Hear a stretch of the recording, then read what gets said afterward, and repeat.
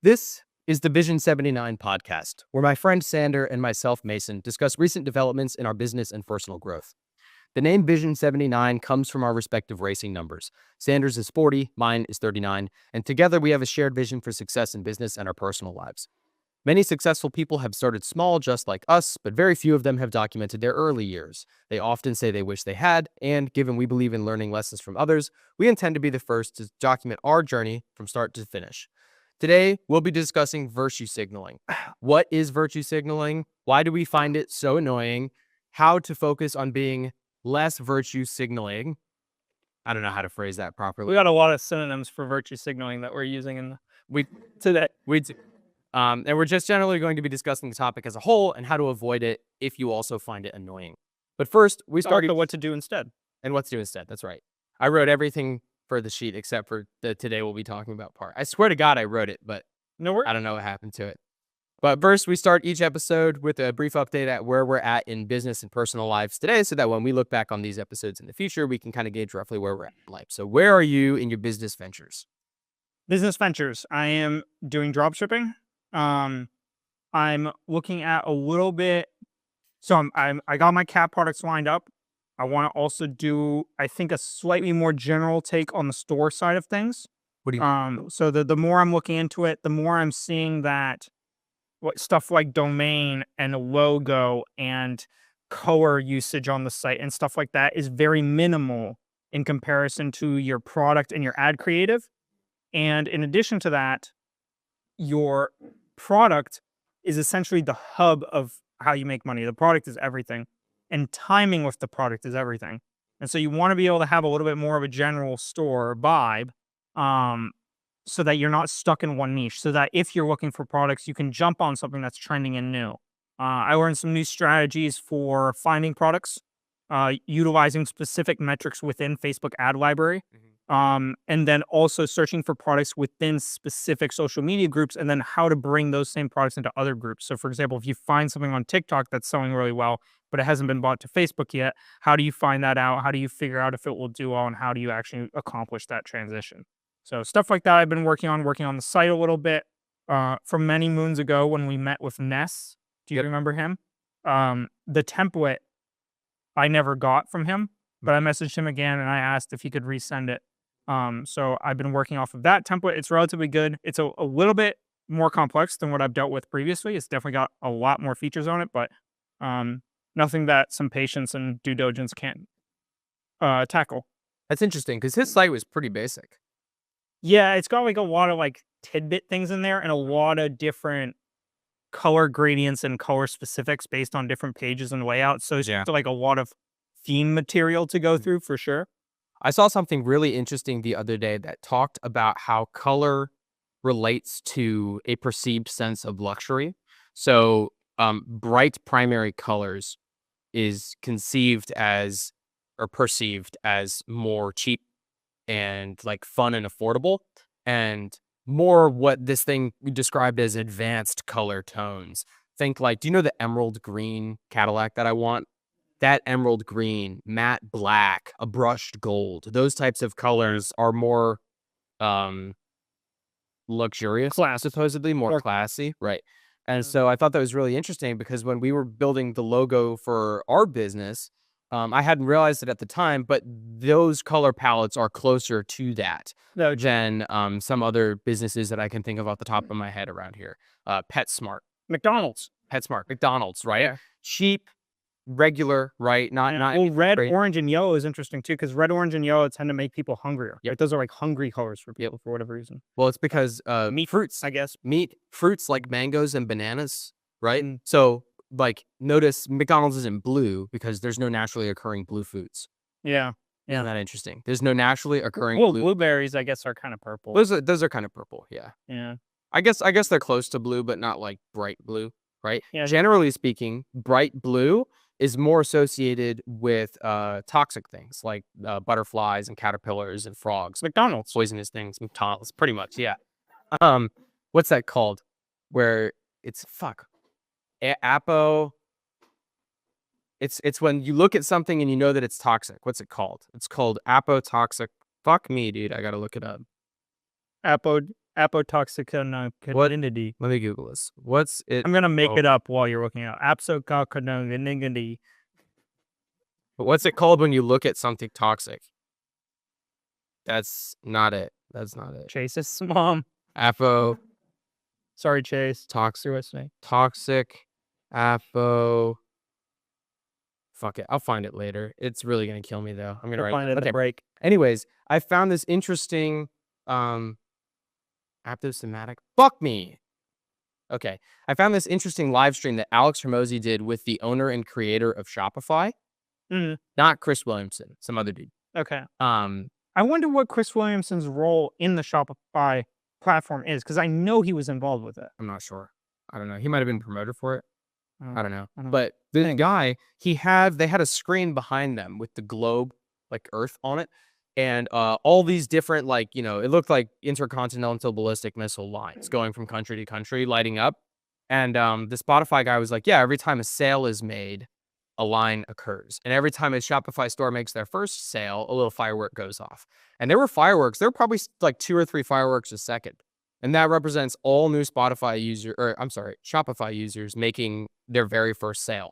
But they were pulling up some of their top companies to see what kind of ads were they running to do so well. Some of these stores were making $3 million a minute. Wow. These are major stores, like they're big ones, big names. But still, that's fucking insane over Black Friday. Yeah. I thought it was crazy. But the holidays is a great time to start one of these because everyone's going to be buying toys and stuff. Grace bought an advent calendar for the cats where every day you open up a new toy. Yep. They love it. Yep. Yeah. But additionally, I'm working with a mentor specifically as well to kind of help me through this, which is why I'm a little bit hesitant on direction right now. Yeah. He's based in Australia as well. Ines referred me to him, and then I got in contact with him, and so now I'm talking with him. Yeah. So I had a meeting with him last night, and it was 10 p.m. Saturday for me and 2 p.m. Sunday for him. So wild time change. But anyways, I had a meeting with him, and he's walking me through some material and stuff like that. But he does somewhere between 25 and 100K a day in revenue, and gross profit margins are approximately 20%. So you're looking at over 100,000 in profit per month. So 7-figure just profit store a year on that front. And he's been doing it for a good amount of time, not a ton of time, or like a few years or a little bit more than that. But he does coaching for a major company, but he's more interested in the private coaching because he feels as though the more company-based coaching, it's harder to really get in depth with the students, and you also can't like handpick who you choose. Right. And so like he talked a lot about how, it's a real 50-50 shot of whether you get someone who's motivated or like you can even give them the time that they need in order to be successful. And like, it's hard for me to really dive into detail about what matters and what doesn't matter, which is part of the reason why I'm kind of like, morphing my trajectory, at least initially. Cause he's like, dude, like I showed him like the spreadsheets I'd been working with for the products and like the notes I'd taken and stuff like that. And he's like, you have a good engineering mind and you have a good analytical approach to this stuff. The one thing that I think you're going to have to shift is shifting your focus away from like taking a ton of time to like research each product over the course of a week, and more focus on how can I bang out product research within an hour or 2 hour block every single day and check these metrics and then get that product uploaded as quickly as possible. Because he was like, timing is everything. Even if you have a worse logo, a worse domain, a worse store, a worse site, and worse ads, if you're in on a halfway decent product first, the way that the Facebook ad system works is that if you're in on it first and it starts to do remotely well, you will be allocated more of the customers just because you got in there initially. So timing is more important than anything else. Sometimes even more important than finding the perfect product. Like you could just find a good product, and if you time it well in relation to the other market, like you can do super, super well. Yeah. And so he was like, that's the strategy I used. That's the strategy I've used for many of my stores and many of my clients, and a lot of them have been successful with it.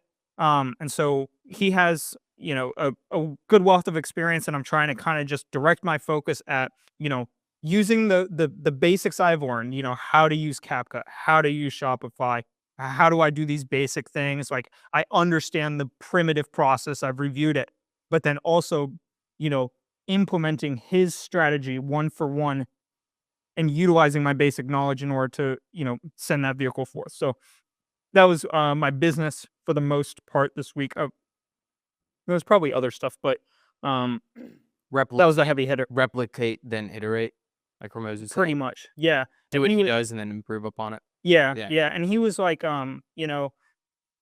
he was talking about he's very wealthy at this point, but I liked his approach too because he doesn't he's not charging me much at all. It's $200 a week, which is one phone call and then infinite WhatsApp messages, like any time of day, whatever, which is really reasonable. A lot of the other coaches that I've seen are $1,000 per hour or more. So he's very reasonable, but essentially his shtick is like, I don't really need the money. Like I have plenty of money for the rest of my life. Like I just want to do something that is more engaging than what I'm currently doing in this big company platform. Yeah.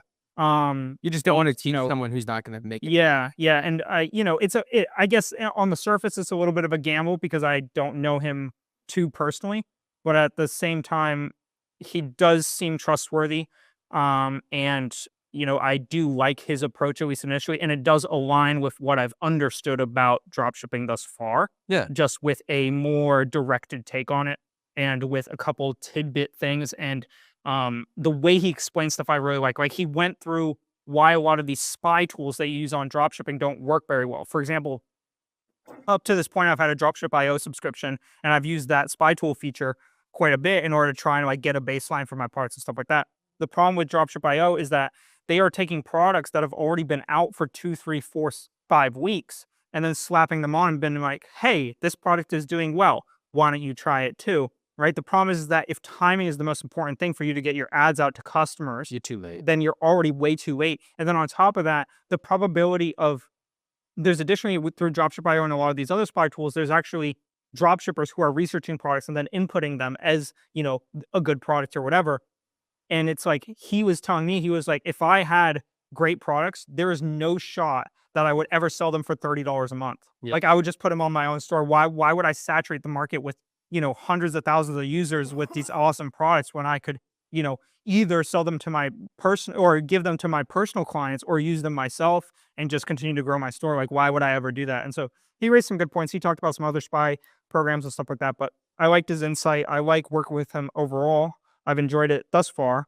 But that is my plan for this coming week. Sweet. Is to kind of, recenter my mind around a more generic store, kind of focus on that stuff, which, is a little bit of a bummer because I've gone a little bit deep into the cat niche. I'm not saying that I won't do cat niche. Maybe some of the products I will find will be in the cat niche, but I would rather have a generic store that ultimately has higher potential for being able to time other products better. Right. And do that now, then go through the whole entire cat thing and then need to backtrack and go through the whole thing and backtrack. So, and I can always keep with the store I have open now. He was like, keep the work you've done on the cat product store as it is. If you ever want to go into that niche after you just get a little bit of revenue coming, go for it. Right. But he was like, a generic store will be easier for you to start because stuff like logo and name and color scheme and shit like that is like 5% of the total that actually matters, which largely product and ad creative matters. Yeah. So, though I will say, if you think your time with the coloring and the theming and the product placement and stuff, if you take a long time with it, like 2 or 3 times, then you'll learn it better than the guy who tries to just muscle fuck it right off the blocks. So like if I came into drop shipping tomorrow and I was like, what's hot? And then I fucking slap my whatever, I just fucking throw it together. Maybe I make money, but I think that there's less potential in that than if you can make those same decisions at the same rate of speed, but with more reasoning, like more knowledge. Yeah, right? yeah. I think so there's some benefit to taking a little bit of time to it, right? Yeah, for sure. I think part of what I have going for me too is I've built a few sites at this point. Right. And so I think that, like you're saying, that will come to be beneficial in the coming months. Yeah, it's like you want to, on the track, you want to hit your marks before you start really throwing the speed in there. Yeah. Right? Like work your brake point back. Right. Awesome. So cool. That's my business update. What about your life update? Life update. I went to the Revs Institute yesterday. Went over to Naples. Just kind of chilled and different set of scenery, and always like going to the Revs Institute. So walked around. saw their green and tan McLaren F1 was still out front. Walked around and saw the Cunningham collection of cars, as well as the Maserati Birdcage and the unrestored D-Type and stuff like that. Looked at the Ford GTs and whatever. A lot of really like cool tidbit things in there. Also walked around and saw the whole Porsche collection in there, which was great. The 917K, they had the motor on the stand there alongside of it, which was really awesome. It was really neat actually looking at that motor. I looked at it a little bit more in depth this time, and it's got a mechanical fuel injection system that's driven off of the cams, one of the cam gears. And then it's got 2 distributor caps, one on the front, one on the back. One does the left bank and one does the right bank on this flat 12 motor.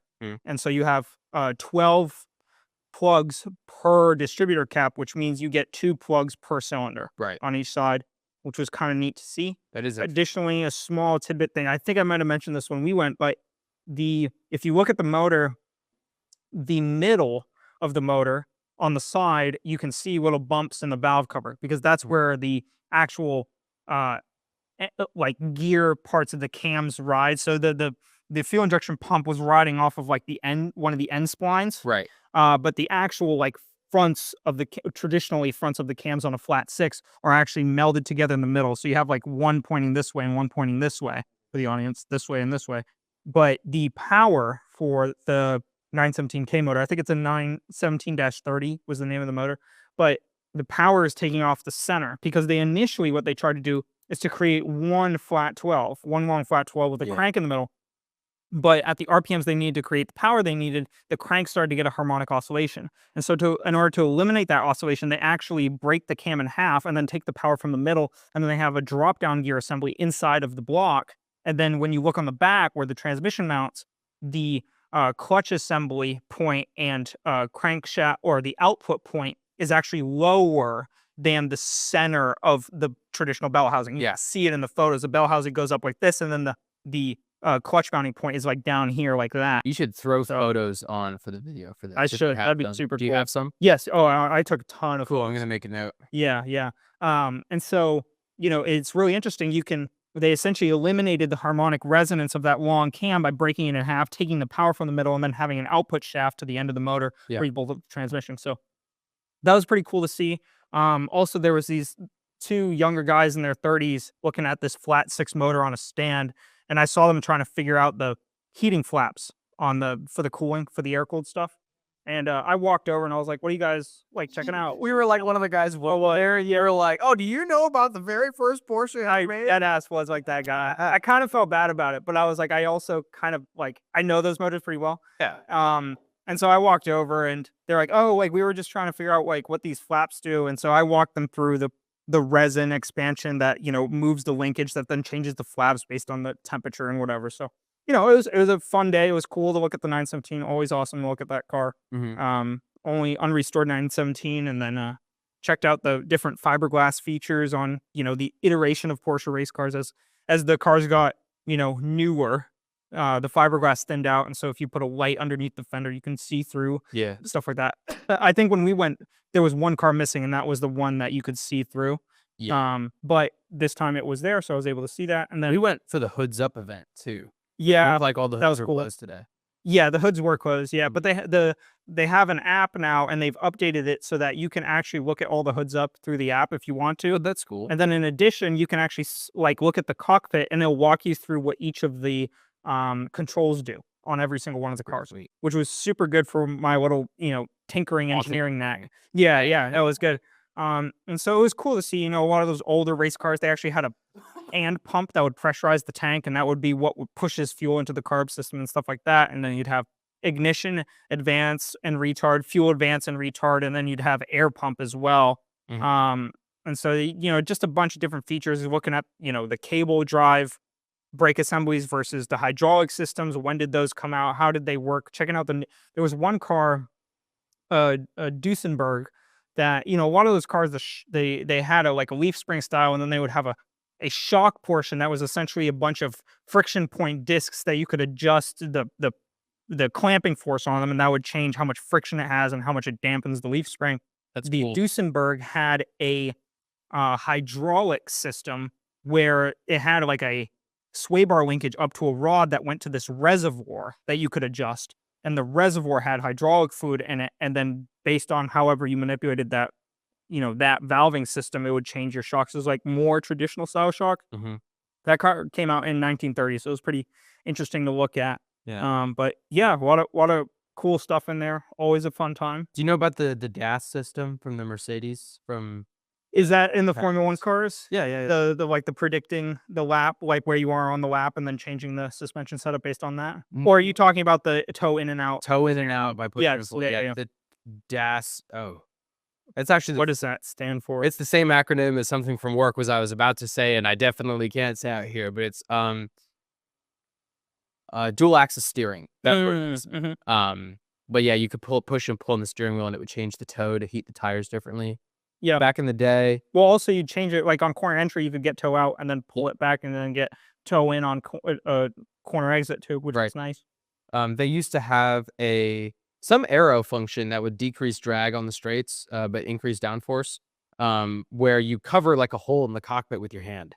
And so while you're driving, they actually caught McLaren, I think, doing this because they put a camera inside the cockpit and they caught the drivers on the straights going like this. They were like, "What the fuck is that? What are you doing?" And there was like this tiny little hole that you couldn't see, but it was giving them an extra like 5 miles an hour on the straights or something. And so they were like, Wow. "Knock that off." And so then McLaren did, but they actually just moved it down to the floor because you're not braking when you're on the straights. So the driver would just block it with his foot.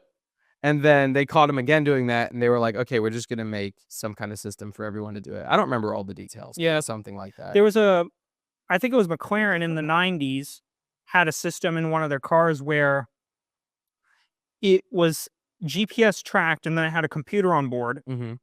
It might have not even been GPS. I don't think it was GPS. I think it was you had to train the car to know the track by driving it. Once the car knew the track on the computer, it would understand where you are on the track based on your inputs and speed and G-force and stuff like that.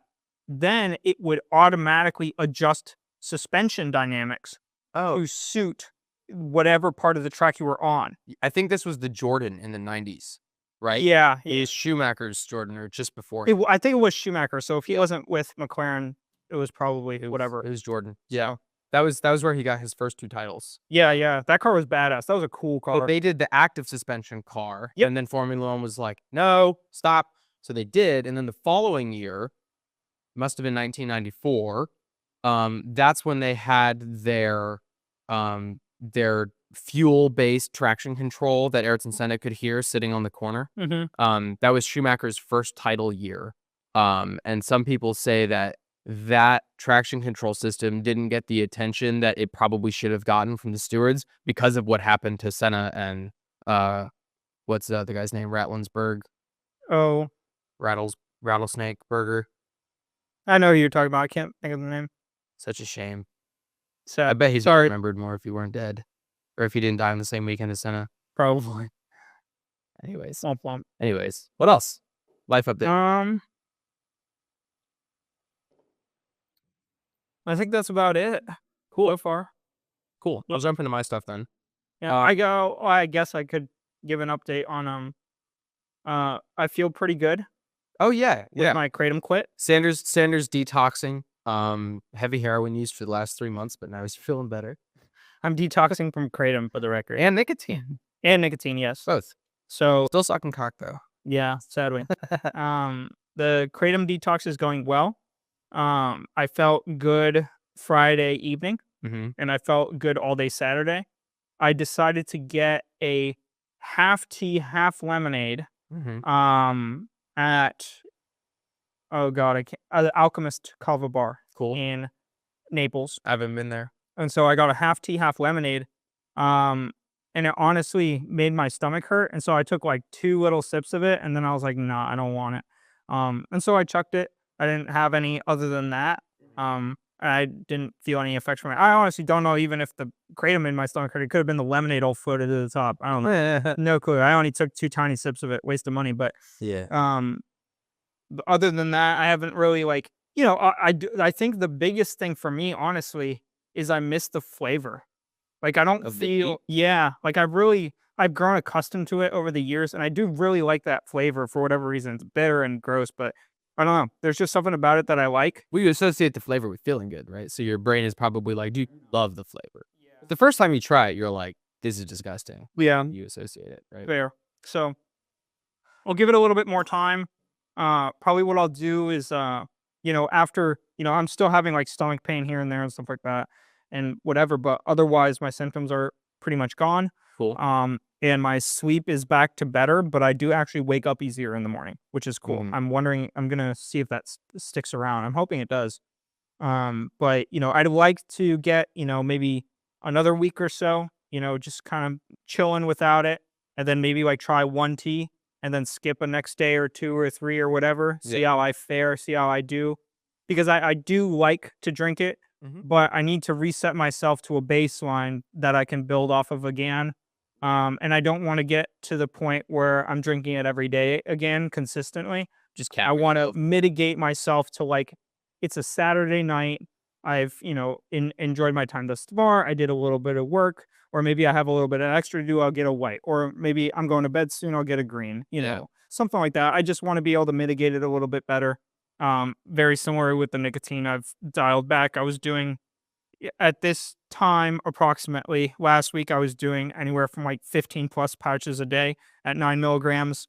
These actually happen to be 10, Mason found out, which I didn't realize, but Well, we did some math last week. The lethal dose of yeah, nicotine for an adult male of 150 pounds, which is a little heavier than you, yeah, is 60 milligrams. And that's all at once, but you were doing 135 over the course of a day. So it was twice the lethal limit over a 24-hour yeah, time period, right? yeah. Um, which is still fucking scary. Definitely glad I'm dialing back. Yep.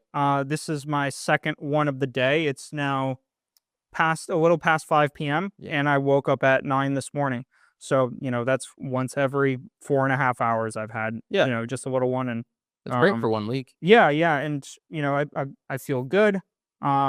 It's been much, much easier to taper, at least thus far, than it has to quit cold turkey. So I'm hoping I can just pick up some like sixes or threes this afternoon and then just taper down until I don't feel like I need it. Give it a few days with none. And then if I want to have a cigar, I can. But I don't think I'll go back to the pouches at all. Yeah. Just because it's too convenient. It's just too easy to slip. Yeah. Um, Try the gum, the Nicorette gum. If you want like oh, little bits of nicotine. yeah, to taper. Or, To taper, or like you mentioned, liking like like the Andrew Huberman style, like little bits, right? You could do the gum if you wanted to have like a little bit every afternoon or something like that. yeah, fair enough. Yeah. I think the gum, they sell some gums that's like this has 1 milligram in this little thing. So I chew the pomegranate gum because it's supposed to help me with avoiding canker sores, Mm, and I have like maybe one per day. I guess it doesn't have anything addictive in it, so maybe it's true. easier to not have as often. But I I did find the real pouch, good with just the cigars for a long time. yeah, It was just like once a week or even once a month, just yeah. I did good with that for a long period of time. And I'd like to get back to that point where it's just kind of like a treat when I want it. Mhm. I think that's a healthier alternative than, constantly having it on you, constantly wanting it, stuff Yeah. like that. So Yeah. glad I'm going through this process and overall happy. Cool. So yeah, Cool. that's about it. That's all I got. After that 30-minute spiel of me giving a life update. Awesome. What is your business and life updates for the week? I don't have as much, so hopefully it won't take another 30 minutes. But I have officially started real estate courses. I got into the course this week and got started on Thursday. And I've started taking notes. I'm doing the online course so that I don't have to take time off work and I can just do it on nights and weekends. And then when winter break hits, over winter break, I forget how much I hate learning online versus in person. It really is taking me back to COVID, and it sucks because it's like textbook style. So like as you're reading the chapter, you're taking notes, but I find myself kind of just like copy pasting everything because I want to remember everything.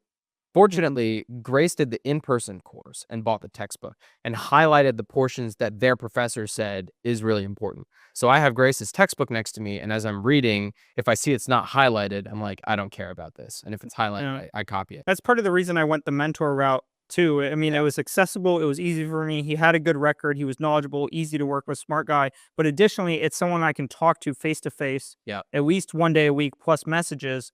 That like kind of gets me out of the monotony of just looking at an online course. Yeah. I think, I don't hate the online course as a fundamental, but it can be exhausting after several hours for sure. I find so I'm also doing my second bullet point is I'm also doing sales training from Alex-Hormozi's YouTube videos, and those I find really engaging. I like taking notes on those. I think the issue I have with the real estate course is the way real estate works is you take the course to learn the fundamentals of like what is real estate, but it doesn't actually teach you anything that you need to know.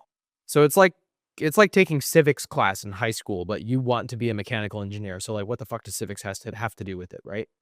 So it's like how many acres is in a parcel of land? And this is how we sort it out on a map. And it's like I'm never going to deal with this. Like you just find the house listing and then you sell it. That's what matters. So Yeah. I'm counterbalancing the boring shit that I have to learn in the real estate course to just pass the class and get like it's one of those situations where it's like memorize everything, do the test, and then dump it all because you're not going to need any of it. So I'm just going to power through, just brutally memorize everything, take the course, and get out. But I'm counterbalancing it so I don't feel like I'm wasting my time with the sales training from Hormozi, so that hopefully by the time I actually get my license, I'll have some sort of idea of how to sell and what I'm doing. So that's the bulk of what I'm doing. I also created a file structure for the consulting business that I'm working on, and I started doing some brainstorming and logo gen, but most of what I've done this week has been real estate to try to Cool. get that ball rolling. I couldn't buy the real estate course last week because I didn't have any money, but my bank account, my paycheck hit on Thursday, so I could buy the course. So as soon as I got in, I was like full steam on that. Cool. And we're about to go into an intense podcast pre-recording weeks because you're going out of town over winter break. So we're recording 4 podcasts in 2 weeks. So we're doing double the amount of podcasts that we normally would. And then we'll have a large break from December 19th to probably like January 4th or something like Yeah. that. So January 4th, that episode should be episode 44, 45 is going to have huge 45. Yeah. huge updates, hopefully. So that's my business update. My life update. I've started to consider what does life look like as a real estate agent. And something that I've considered is I've heard people say before, you don't want to drive a sports car if you're a real estate agent, because when people pull up to the listing, they don't want to see you in a fucking McLaren because they're going to automatically think that you're hot shit and that you have enough money and that they don't want to work with you because you don't really need my money and you're going to ask for 5%. The fuck is wrong with you, right? But you also don't want to drive a piece You of should shit. borrow the Miata. So you also don't want to drive a piece of shit because then they're going to think that you're brokey and they don't want to work with you because you're a bum, right? My car is closer on the bum end of things than on the nicer end of things. So I've started to consider, well, I can probably make a few sales with the car that I currently have. But if I really want to progress, I should probably get something that's a little bit less obnoxious and a little bit nicer. So one of the investments I should make early on in my real estate career is in getting another car that could be perceived a little bit nicer. Now, I have the eternal dilemma of hating boring cars and nice cars in air quotes. I like the weird shit, I like the shitty shit, and I like the loud shit. I'll never own a quiet car. But our friend Greg owns a Mercedes right now. Do you know what kind he has? Yeah, it's a E-Class. It's a E.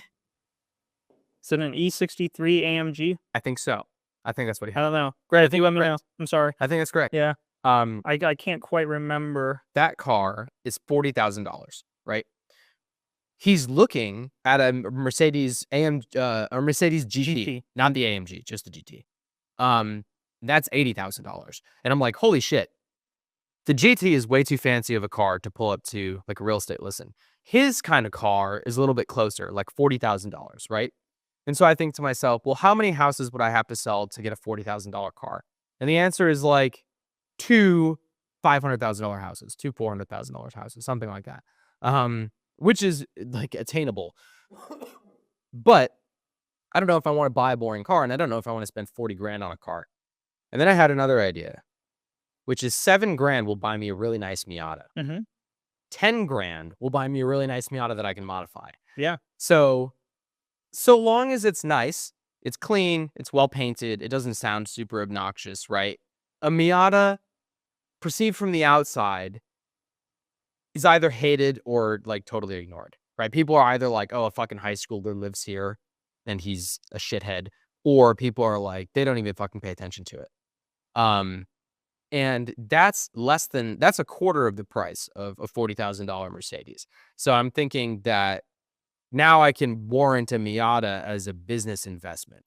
And if I start an LLC to hold my real estate listings and it's a business expense, I pay taxes on it. It's just scratch the vehicle weight out and write 6,000 pounds on it. Take section 179 on the Miata. It's a 6,000-pound Miata. Yeah. The 8-wheel Miata. So then I'm looking at that in the maybe like Q2 or Q3 of 2025. Cool. But I thought about it because, you know, the dream, the current dream, like the next car that I want is the Cadillac. Yeah. But that's $130,000. I don't want a car payment. If you can't pay cash for it, I don't really want to buy it. But a Miata is an awesome car, and I think I could make it tasteful to the point that it isn't like hideous and people hate it. You could also go with like a Audi S8. I don't like Audis. No? Okay. Yeah, because they're very subtle. And the S8s you can get in a 6-speed manual V8, naturally aspirated V8 6-speed manual. They're very subtle. You could debadge it and people wouldn't know it from an A-class and what you like knew. You know what I mean? Just kind I've of thought about like an SL500. Yeah. Because I love those. Yep. Probably not a 90s one, probably a newer one, but I don't know. Just thinking about it, the Miata would make me the happiest. I just don't know if it solves my perception issue really, but it's just been an ideal that I've been rolling around in my head. And I think it's cool that Greg is looking at the GT because those are cool cars. Yeah, those are sick. Those are awesome. And that's it. That's what I got. Very cool. You ready to get into it? Much shorter than 30 minutes of mine. I just have less going on this week. Oh, fair enough, I guess. Ready to get into it? Yes, let's dive in. Okay, so our main theme is talking about why virtue signaling is so goddamn annoying. So I've got a little intro here. Virtue signaling is defined, like Webster's, as the act or practice of conspicuously displaying one's awareness and attentiveness to political issues, matters of social and racial justice, etc., instead of taking effective action. And it annoys the absolute fucking shit out of me. I'd like to dedicate an entire episode to dissecting what it is, why we find it so annoying, and get to the bottom of whether or not it's actually productive. Yeah. So I'll start this off by asking you when you first noticed virtue signaling. When did it start to enter your awareness?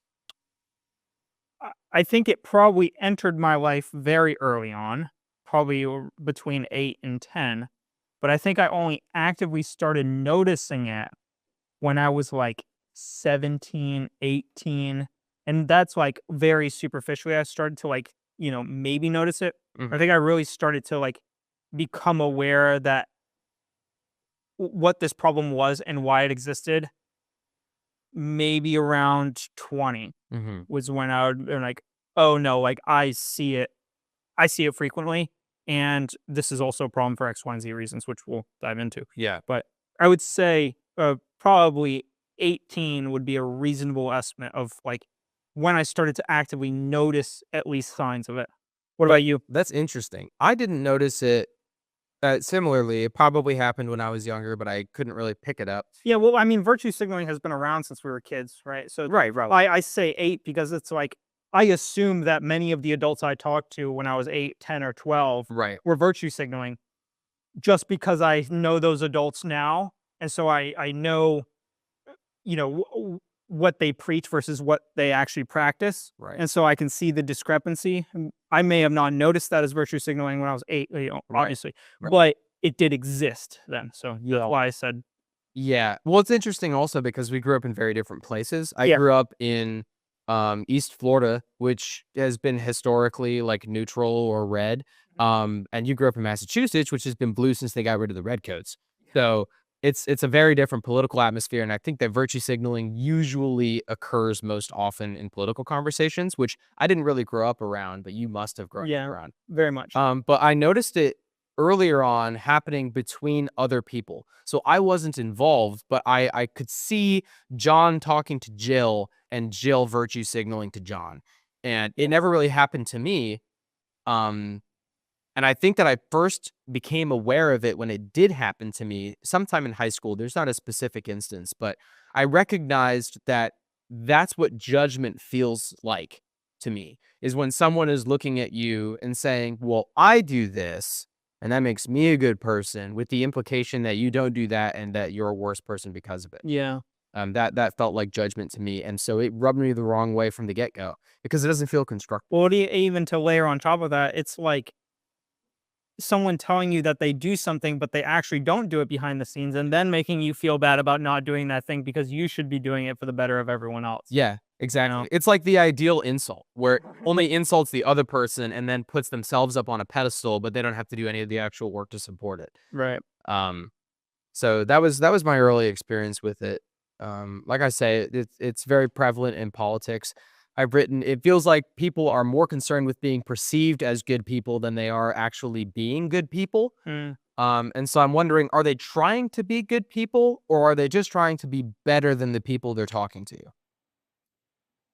I think it's probably a little bit of both. Hmm. I think it's a mixture of them potentially actually believing that their lie is true and that they actually are participating in the acts that they are virtue signaling. And I think it's additionally a layer of people want to be seen by the social groups around them as virtuous and as ethical in their eyes. Yeah. Right. So I think it's a mixed bag. I wrote here, virtue signaling is publicly expressing opinions to support / demonstrate one's own moral goodness or ethical correctness. Only in public by definition because it's signaling something, right?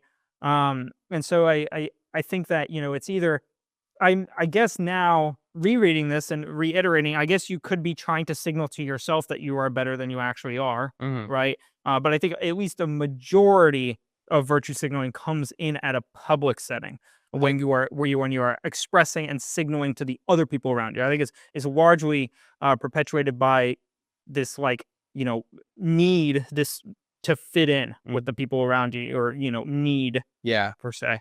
But I wrote used to gain social approval and status and validation alongside that point. And it's interesting because virtue signaling, when I was thinking about it, tends to replace genuine commitment.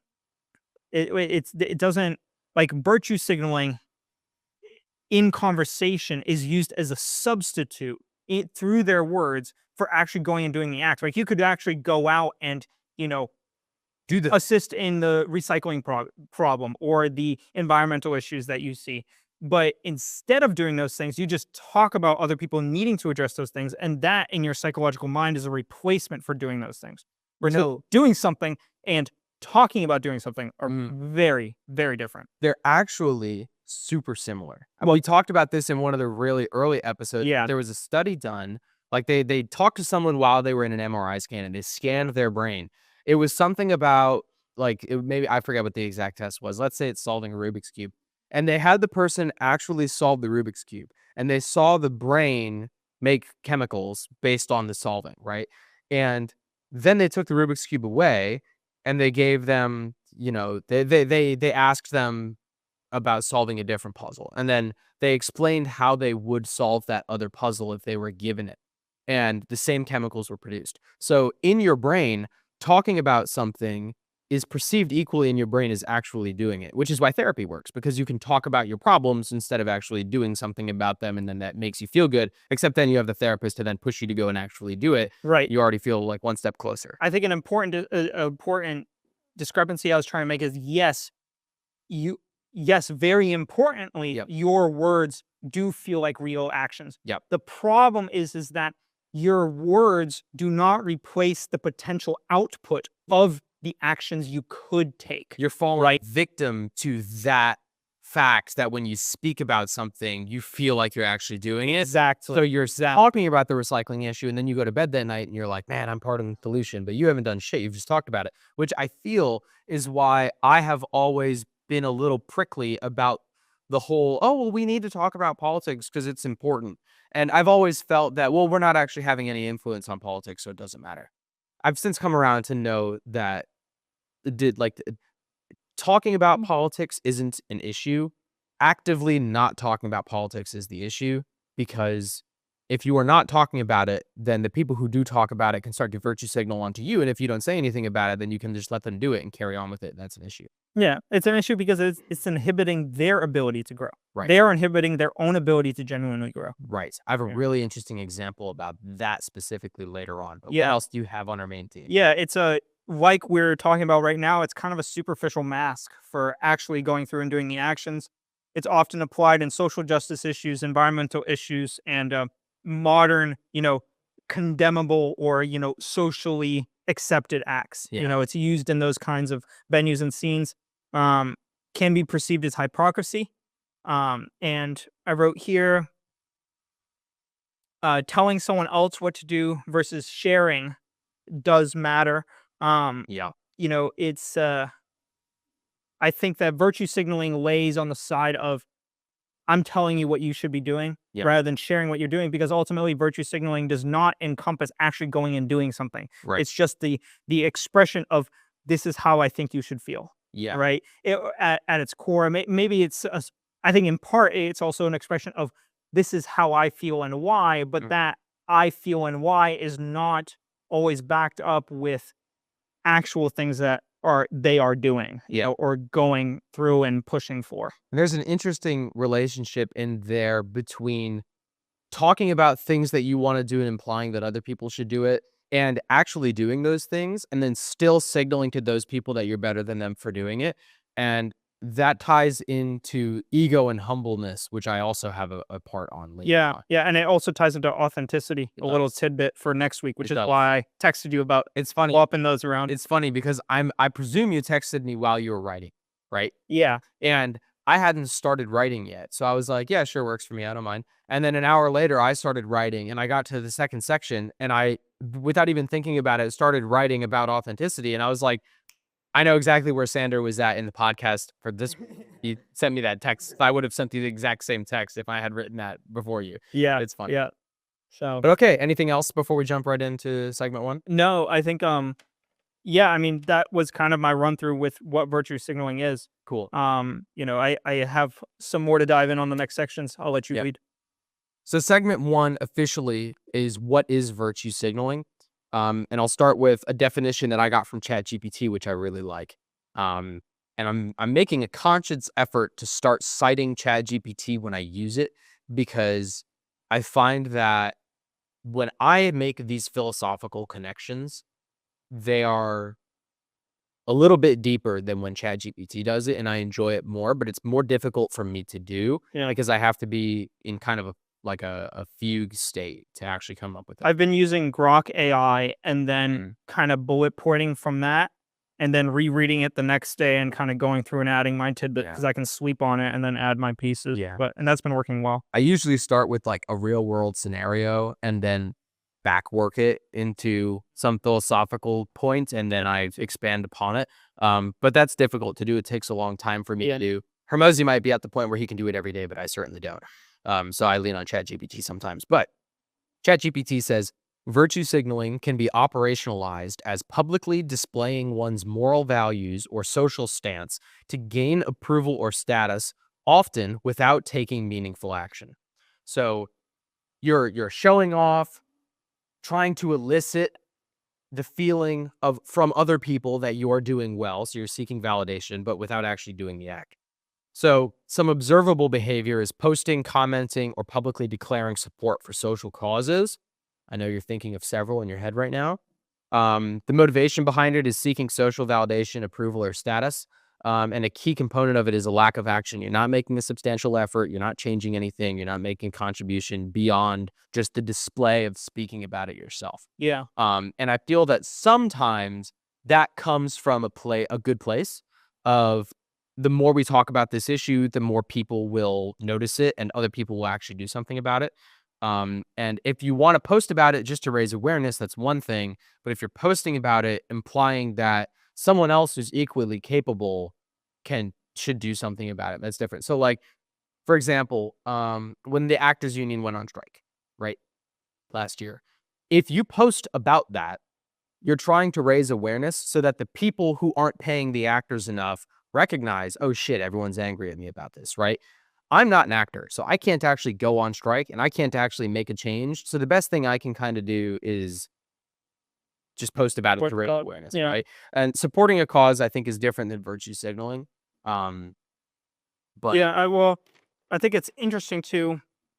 One of the things I wrote down later is you have to be able to be analytical in your approach to virtue signaling. I think a big hindrance of virtue signaling is that it's one opinion that's taken as fact without any backing or research behind it, and then presented as this is what you should do and why, but the why is only tied to one piece. Do you have a good Right. example? Yes. For example, talking about gasoline versus electric cars. Yep. People will say, you need to drive an electric car because it produces less carbon emissions. And I'm like, great fact. Congratulations. 10 out of 10 gold star. That is true. Right. After the car is made. Right. But if you start looking at, okay, we have a massive influx of very high capacity electric vehicles that are very heavy, that are very expensive to make, that lithium is being mined in foreign countries using child labor, although there is, autonomous mines, but people have gone to these autonomous mines and it's all children workers there, right? And there's video footage of this, and you can go look up these mines that are supposed to be autonomous, and then you can go on YouTube and look up the videos of these mines, and the two are completely contradictory. Yeah. And I'm like, yes, great. Electric cars do produce less carbon. I agree with you. But depending on what you are buying, depending on how you are using it, how many miles you are driving it, how long you are keeping it for, all of those factors contribute into how much carbon emissions you are going to produce over the lifetime of your use of any vehicle. So potentially, if you were to buy a gas car and only drive it a few thousand miles a year, you could have that car for 20 years, and especially if you buy used, right? Like, your carbon offset is so much lower than if you go out and buy or God forbid, lease a new, huge SUV electric car like a Hummer that takes somewhere around 8 or 9 years to offset its carbon footprint after 12,000 miles a year of driving. And additionally, looking at a energy source to charge that car at a 50-50 rate between renewable and fossil fuel, whereas there are many states like Florida that only have approximately a 15% renewable energy rate on our grid, right? And so it also depends on where you live, right? There are cities, that, like Vermont, that offer a 100% renewable grid that you can buy into, right? There are options like that, but depending on where you live, how much you drive, how long you're going to keep the car, what size your car, there's a lot of other factors there. And if you just take this one fact of electric cars emit less carbon emissions than gas cars, you neglect the overall picture of everything surrounding it, right? Yeah. And then the virtue signaling part is when you take that fact and then present it to other people as this is the solution and this is what you need to do.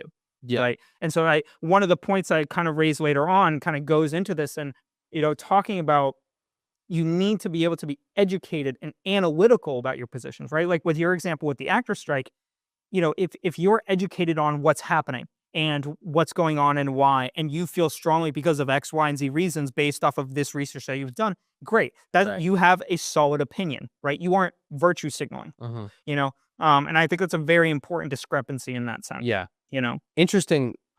Electric cars, I kind of liken to getting a good night's sleep, because if I sleep poorly 3 days in a row and then I sleep well, I'm not going to wake up the next day feeling refreshed, because your sleep doesn't impact the day you wake up. It impacts the day after that.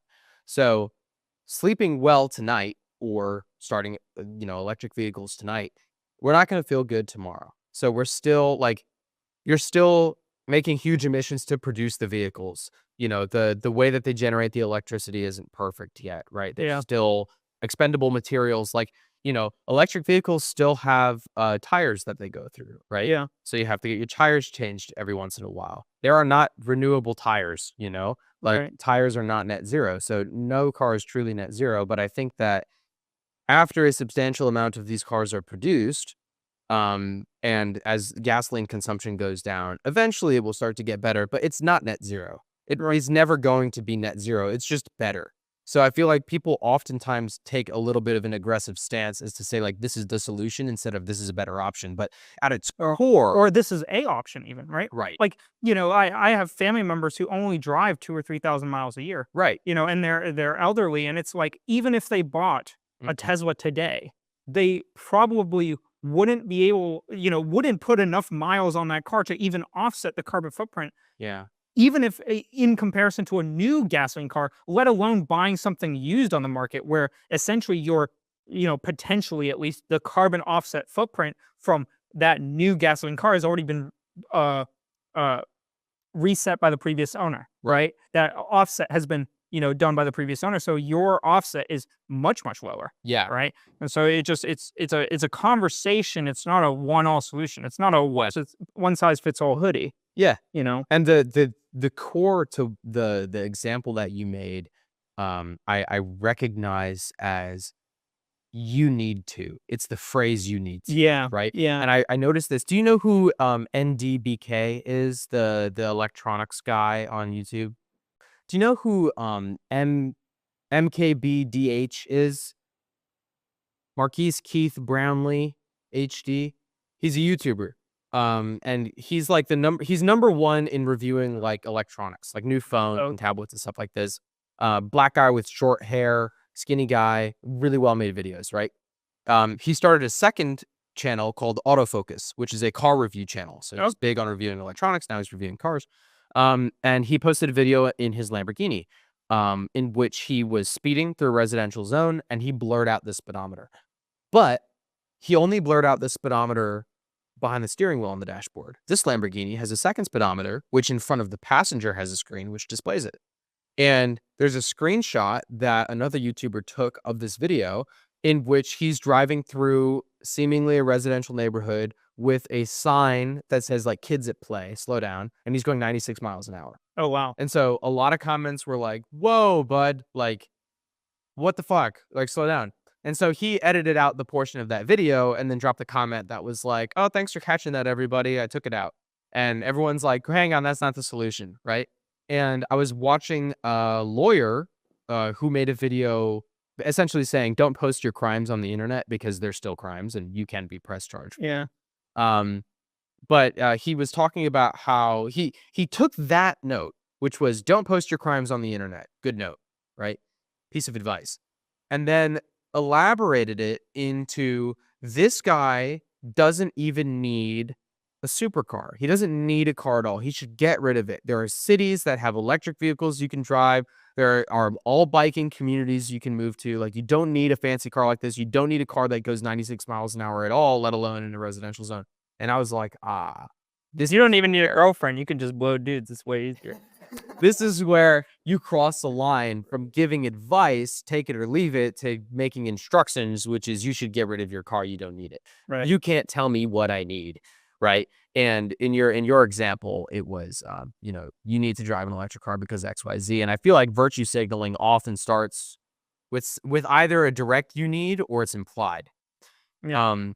I have written here, the function of virtue signaling is to project a narrative about yourself, which is usually positive, with the intention of receiving praise for that narrative without doing any of the work to earn the narrative. So some examples I have, I think you'll like these.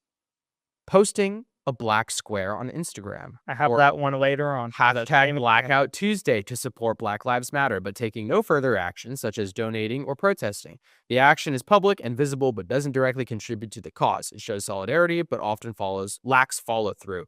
So this is a really great example because to support Black Lives Matter, instead of donating to the fucking corrupt organization which misuses funds, you could just not be racist. That's a great, dude, I support Black Lives Matter every day by not being racist, right? Some days are better than others for me. Jesus. What was the point you were going to say about it being a good example? Well, it's a great example too. I just thought of this. Mm-hmm.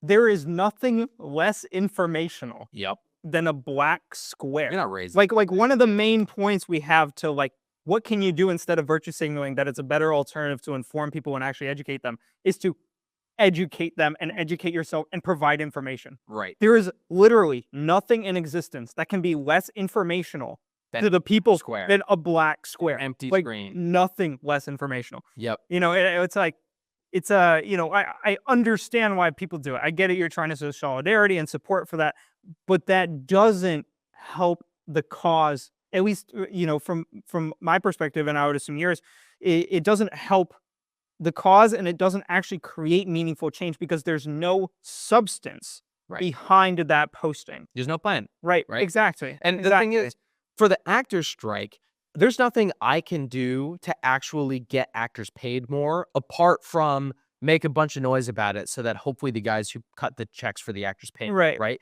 But Black Lives Matter, The problem is that there's systemic racism, right? So I'm a part of that because I live in the American system. So I can be a Well, you're part. also white.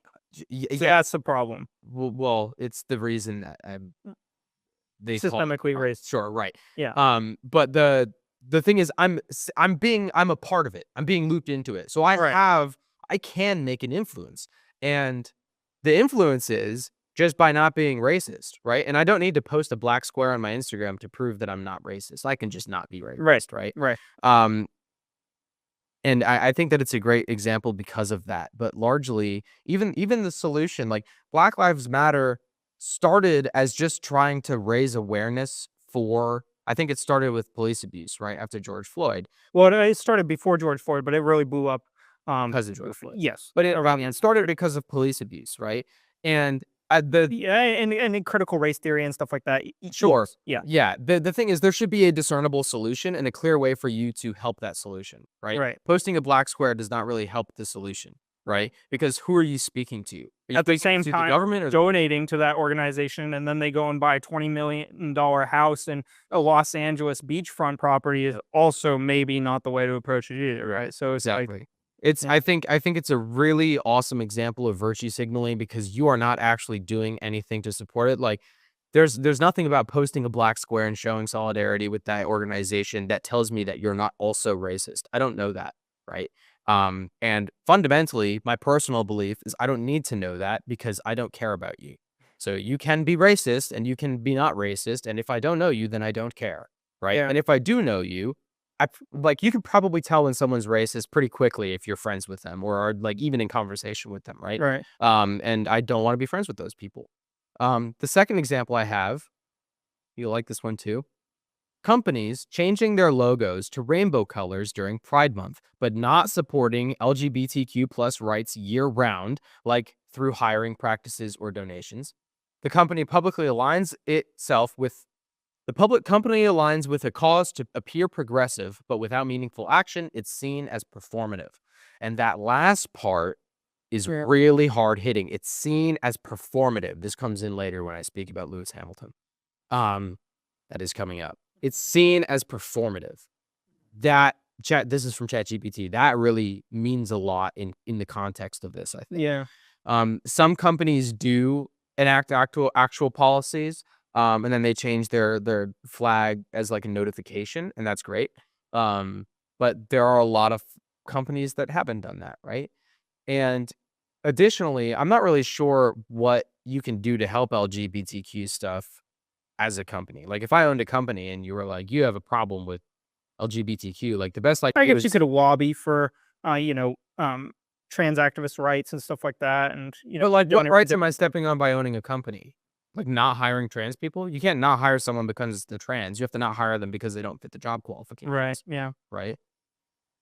So I don't Yeah. know. No, I I'm don't not sure. I guess what I mean to say is I guess you could make a claim about like a company like Chick-fil-A that outrightly opposes that because it is a Christian company could be, stepping on the toes of people who identify as LGBTQ or people in the ally community. well, Um, how do they step on their toes? Just by being Christian? because they don't want to, there's been claims that they don't want to hire LGBTQ people. They don't participate in Pride Yeah. Month, stuff like that. If you can prove that you're not hiring someone because of their sexual Yeah, orientation, I'm not educated enough to go into the legal lines on that, but I've heard the claims, but I mean, you hear claims every single day. sure. God knows what the truth is. Yeah. But in any case, just posting something like again, it's like, I can support gay people by just not being homophobic. Right. And I don't need to post a rainbow flag in order to do that. Like I don't have to post a black square in order to do that. Those are similar comparisons, the Yeah. black square and the rainbows. The next one is my mother virtue signaling by promoting STEM degrees and downplaying psychology, which my previous girlfriends have had degrees in, and business degrees, which I kind of now wish that I had gotten. And yet she has a degree in clinical psychology. So Mm. that's maybe a little bit more hypocritical than it is virtue signaling, but it's promoting STEM because it's clinical psych. So technically it's psychology that her degree is in. So she can put herself on a pedestal while like shitting on other people, Interesting. which follows the parallel narrative that I'm forming here, which is it's not really about being a good person. It's about proving that you're better than other people. Yeah. Um, Yeah. Do you have any other Oh, examples? yeah, I Hit have me with quite a few. Hit me with it. Yeah, let's rock on now. So we went through the black squares thing. That was one of mine. We did the electric and gas car as our first example. Mhm. Um, I'll do this one next. So there have been videos circulating online of a few guys go around into a liberal neighborhood and they go from door to door and they are like, hey, like if people were to come across the southern border and need somewhere to stay, would you support them getting residency or temporary residency within your neighborhood in order to stay and get a better life? And they'd be like, yes. And so then they go, okay, great. I have 4 refugees over here and they need a place to stay. Right. And so then they bring them up to the front door and they're like, well, they can't stay here. Like, I don't, I can't, Right. blah, blah, blah, blah, right? And they make Yeah. all these excuses. And it's like, you can say that you support, getting hoteling options or getting residency options for these refugees. But when it ultimately comes down to it, if you are not going to accept people at your front door and you expect other people to accept people at their front door, Right. like that is it's a complete differential between what you say and the actions that you do. Right.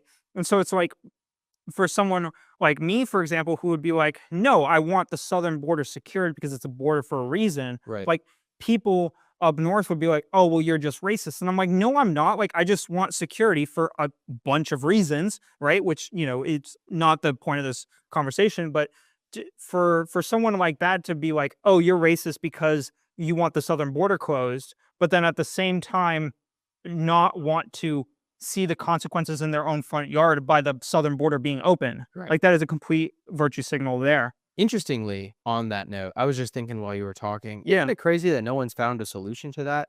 Like, surely there's a private company out there that could profit off of this, right? So an example I just had is, Well, there sort of is.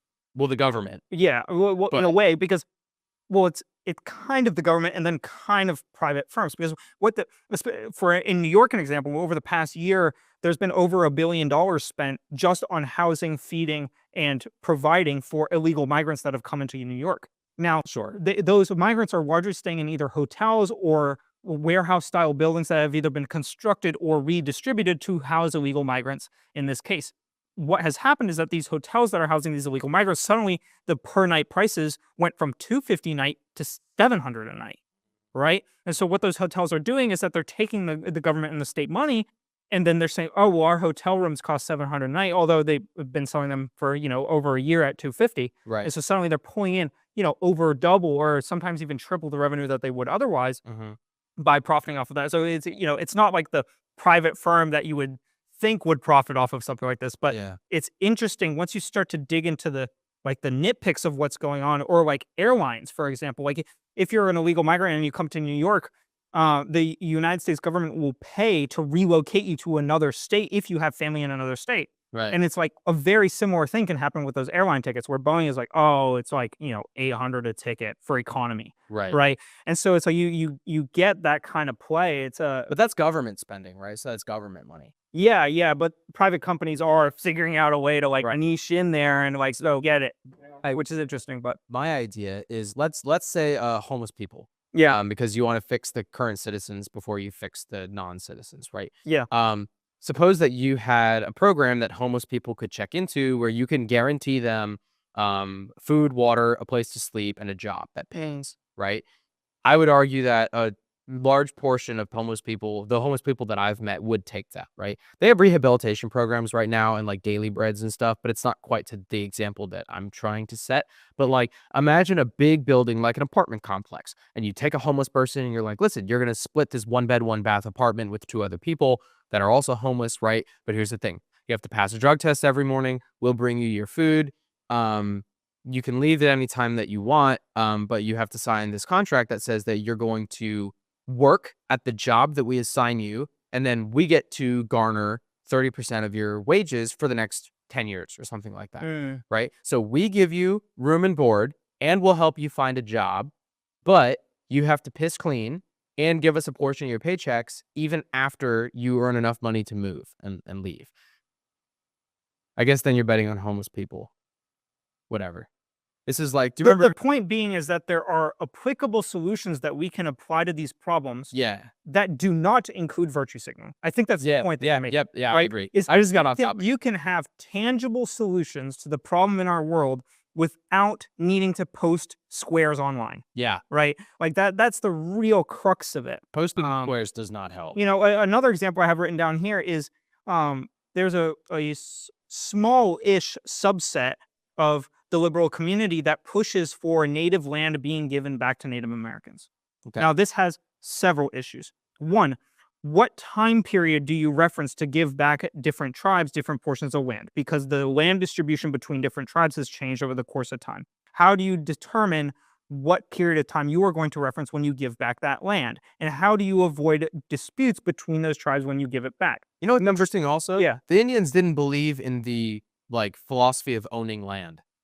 Yeah. So you're giving them land and you're like, here, it's yours. And they're like, I don't know what that means. Yeah, Like, that's an interesting point. we don't believe in owning land, right? So even if you give them back their land, they're like, listen, that's not how this is supposed to work because of the philosophical difference. Interesting. That's an interesting. Like, continue. Yeah. Well, the second point too is that there's an ongoing debate in the archaeological community about who the actual first people were of America. Right. Right. And so then it's a question of like, okay, if we're going to go through this whole big process to like give back the land to the original people, who are those people? And then how do we figure out where those people are today? Because it's been thousands and thousands of years, right?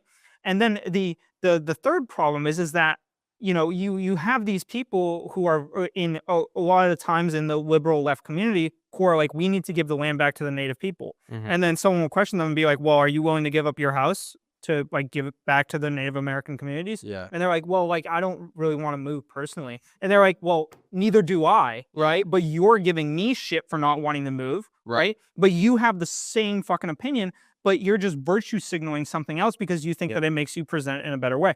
And so it's like a complete contradiction between what you actually do in your life and what you say should be done. Yeah. You know? And that discrepancy is not constructive. Yeah. It does not add up to meaningful assistance or meaningful progression. Exactly. Exactly. So you said the word archaeology. Yeah. And you sparked a fucking autism part of my brain from earlier this week. Do you know why? Is this a Graham Hancock moment? No. Do you know why? Have you ever seen photos of the islands of Hawaii? Like aerial photos? Any photos? Are you familiar with the state? I mean, I've been to Maui. Have you noticed? Oh, that's right. Yeah. So you would notice, Ren, there's not a ton of boats in the water. Yeah. Do you know why? I'm learned. not sure. I learned this week. Did you know that in order to move from island to island, you have to take a plane? You have to take an airline. There's no other way to do it. There's no boats. There's no ferries. There's no railway. There's no roads. Yep. Initially, I thought, oh, well, it's probably like an environmental thing, right? Like they don't want to disturb or whatever. There was a boat option to move from Maui to one of the other islands, but it was by sailboat. That's pretty cool. Yeah, it was That's sick. pretty It was like a 3-boom sailboat, like with the center and then two on the sides. Like a pontoon boat. Yeah. Sort of, but it's got like Moana? big. Yeah. Something like that.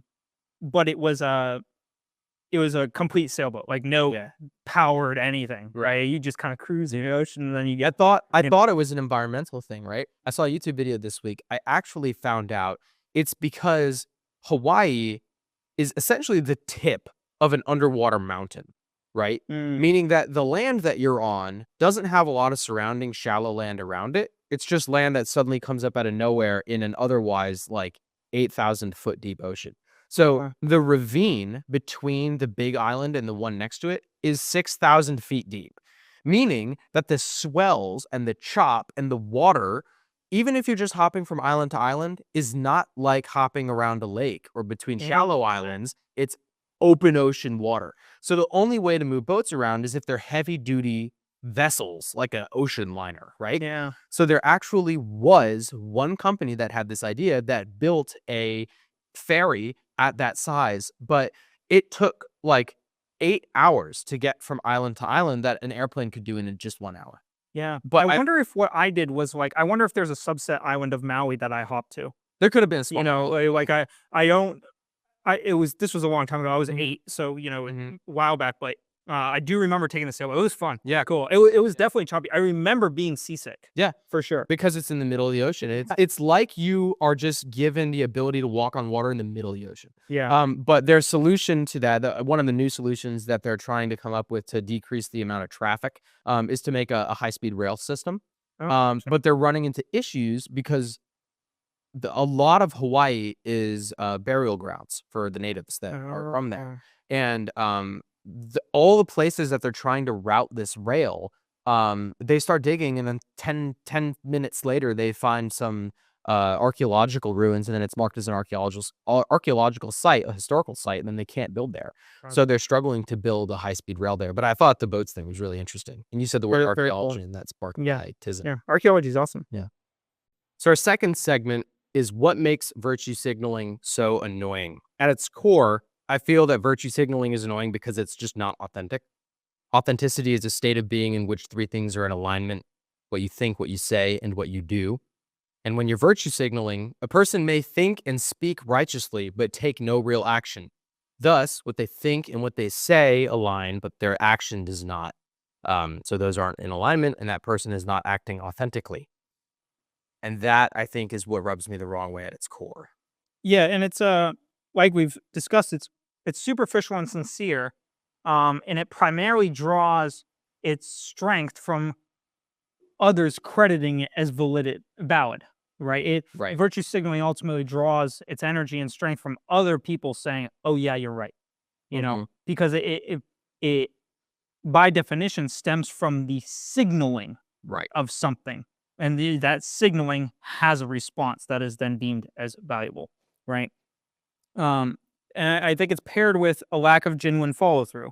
In the social justice and environmental issues that we've discussed, there's no need for actual involvement and action with virtue signaling. Right. That I think is a critical flaw in its use. Right. One thing that I thought of that while I was writing this that really bothered me too is that people who virtue signal perpetuate the loss of words having genuine meaning, because it's like as you virtue signal more and more and more, your words by definition have less meaning because they reflect less and less what you are actually doing, right? And I think that's a real downfall, because it's like what you say has an impact on you psychologically. Right. And so if it's having an impact on you psychologically, you should also be trying to align that through authenticity to what you are doing, right? And if those two aren't in alignment, it's like you break it out into a whole bunch of issues regarding authenticity, the ability to trust yourself, the ability to commit to actions. Like there's a whole bunch of like trickle down effects from that. Yeah. Once you start to lose meaning of your own words and what you say. And it's like you touched on earlier, virtue signaling implies that you are more morally superior because of your stance. Yeah. Right? It's like, I am better than you because I think this. Right? Right. It's not because I've done this, but because I think this. Right. Yeah. Right. Exactly. I think this. Yeah. It's not, this is what I do and why. Right? Which are very different. It's on the first, you are leading with a thought and trying to impose an action on someone else. In the latter, you're leading with an action that you do and then expressing your thoughts to someone else, right? So it's a complete inversion. Yeah. And so it's I think it's just it's really sad and disappointing for a number of issues. And I think the worst of it is when people don't realize they're doing it, right? And I think that is a subset of the community who do tend to virtue signal, in these different subset groups or social gatherings or whatever. Is like some people don't even really realize, because it's so easy to psychologically convince yourself that that is the truth, and that is constantly what you're preaching, because your words have meaning and they affect your psychological ability to assess yourself and your actual actions. Yeah. Right. My mom suffers from that. Yeah, I've met a lot of people. She suffers from the issue is, if you try to tell someone who is virtue signaling, if you try to raise their own awareness that, hey, you're actually virtue signaling right now, they automatically take that as offense, because you're essentially telling them that they're wrong and that they're not a good person. And they can't hear the words for what you mean, which is you are virtue signaling right now. Regardless if that's good or bad, you might have your own perception. You are doing it. They automatically see it as an attack and take offense to it, and then they won't listen to anything that you say because you can't be wrong. And my mom suffers from Right. this. You can't say, listen, do you recognize that you're lying right now? Because she'll go, no, I don't know. I'm not a liar. And I go, okay, but this happened, right? And she'll go, yeah, but that was warranted. And I'm like, but you're lying about it. And she's like, yeah, but I had a good reason to. And I'm like, you can't say that you don't lie, and then I catch you in a lie, and then you say that you had a reason to. Right. That's not how that works. It's completely contradictory. Exactly. And that, Uh, I think, as a subset of what many people who virtue signal fall victim to. yeah, and it's sad. I think virtue signaling bleeds into a lack of authenticity. It bleeds into a lack of ability to trust yourself. Your word and your um your commitment not being aligned, Yeah. right? And it's like it, and also like you touched on just now, it almost leads to people not being able to admit that they're wrong, right? Because if you're psychologically convincing yourself of a fact that is not true with your words, you could convince yourself of anything Yeah. to be true, regardless of whether it's true, Right. right? And so it's like, I, just through your connection, I realized that also our upcoming podcast soon about being wrong I just will be awfully remember convenient. when you said that because I'm Yeah. like foreshadowing. Yeah. Will be awfully convenient. But one thing that bothers me too about this, in a culmination of how virtue signaling works, it seems like it's used as a social currency, right? It's like, Interesting. at least that's kind of how I pair it. Is like virtue signaling can be used in communities or groups to kind of get yourself posed in a position that looks good to other people. Right. And it's almost like I have, more socially righteous dollars than you do. Right. In that sense, a social currency. And it's worrisome to me because that social currency, and specifically when tied to virtue signaling, does not have real value. Like, it would almost be like the dollar not being tied to the gold standard. But it's funny because it's really not funny, but it's interesting because that social currency does tend to have value, to some extent in these specific social groups. But it's like, what is the genuine impact behind that social currency? Like, what are you actually fundamentally doing to help these issues, if anything? You know what's interesting is that some people choose to use that social currency and some people don't. Because when you virtue signal, if I were to virtue signal to a room of 200 people, or let's say someone's virtue signaling to me. When someone virtue signals to me, I find it to be inauthentic. I think less of that person because they're doing it. Right. Yeah. But in their realm with their friends, when they virtue signal, the other people eat it up and they go, oh, John is a good person because he's saying all these things and he is, more righteous and I should aspire to be like him, or we're similar because we both agree, right? Yeah. Even though nothing's actually being done. So there's two categories of people. There's a category of people who find it to be inauthentic and very annoying. And there's a category of people who think, well, no, like, how else am I supposed to know that my friend is a good person if he doesn't tell me that he's a good person? And they completely miss the fact that it's not humble in the slightest, and it doesn't even necessarily have to be true in all instances. Or it's like, in addition, what value of person do you acquire into your life by using virtue signaling as a crutch in order to um, establish your social group?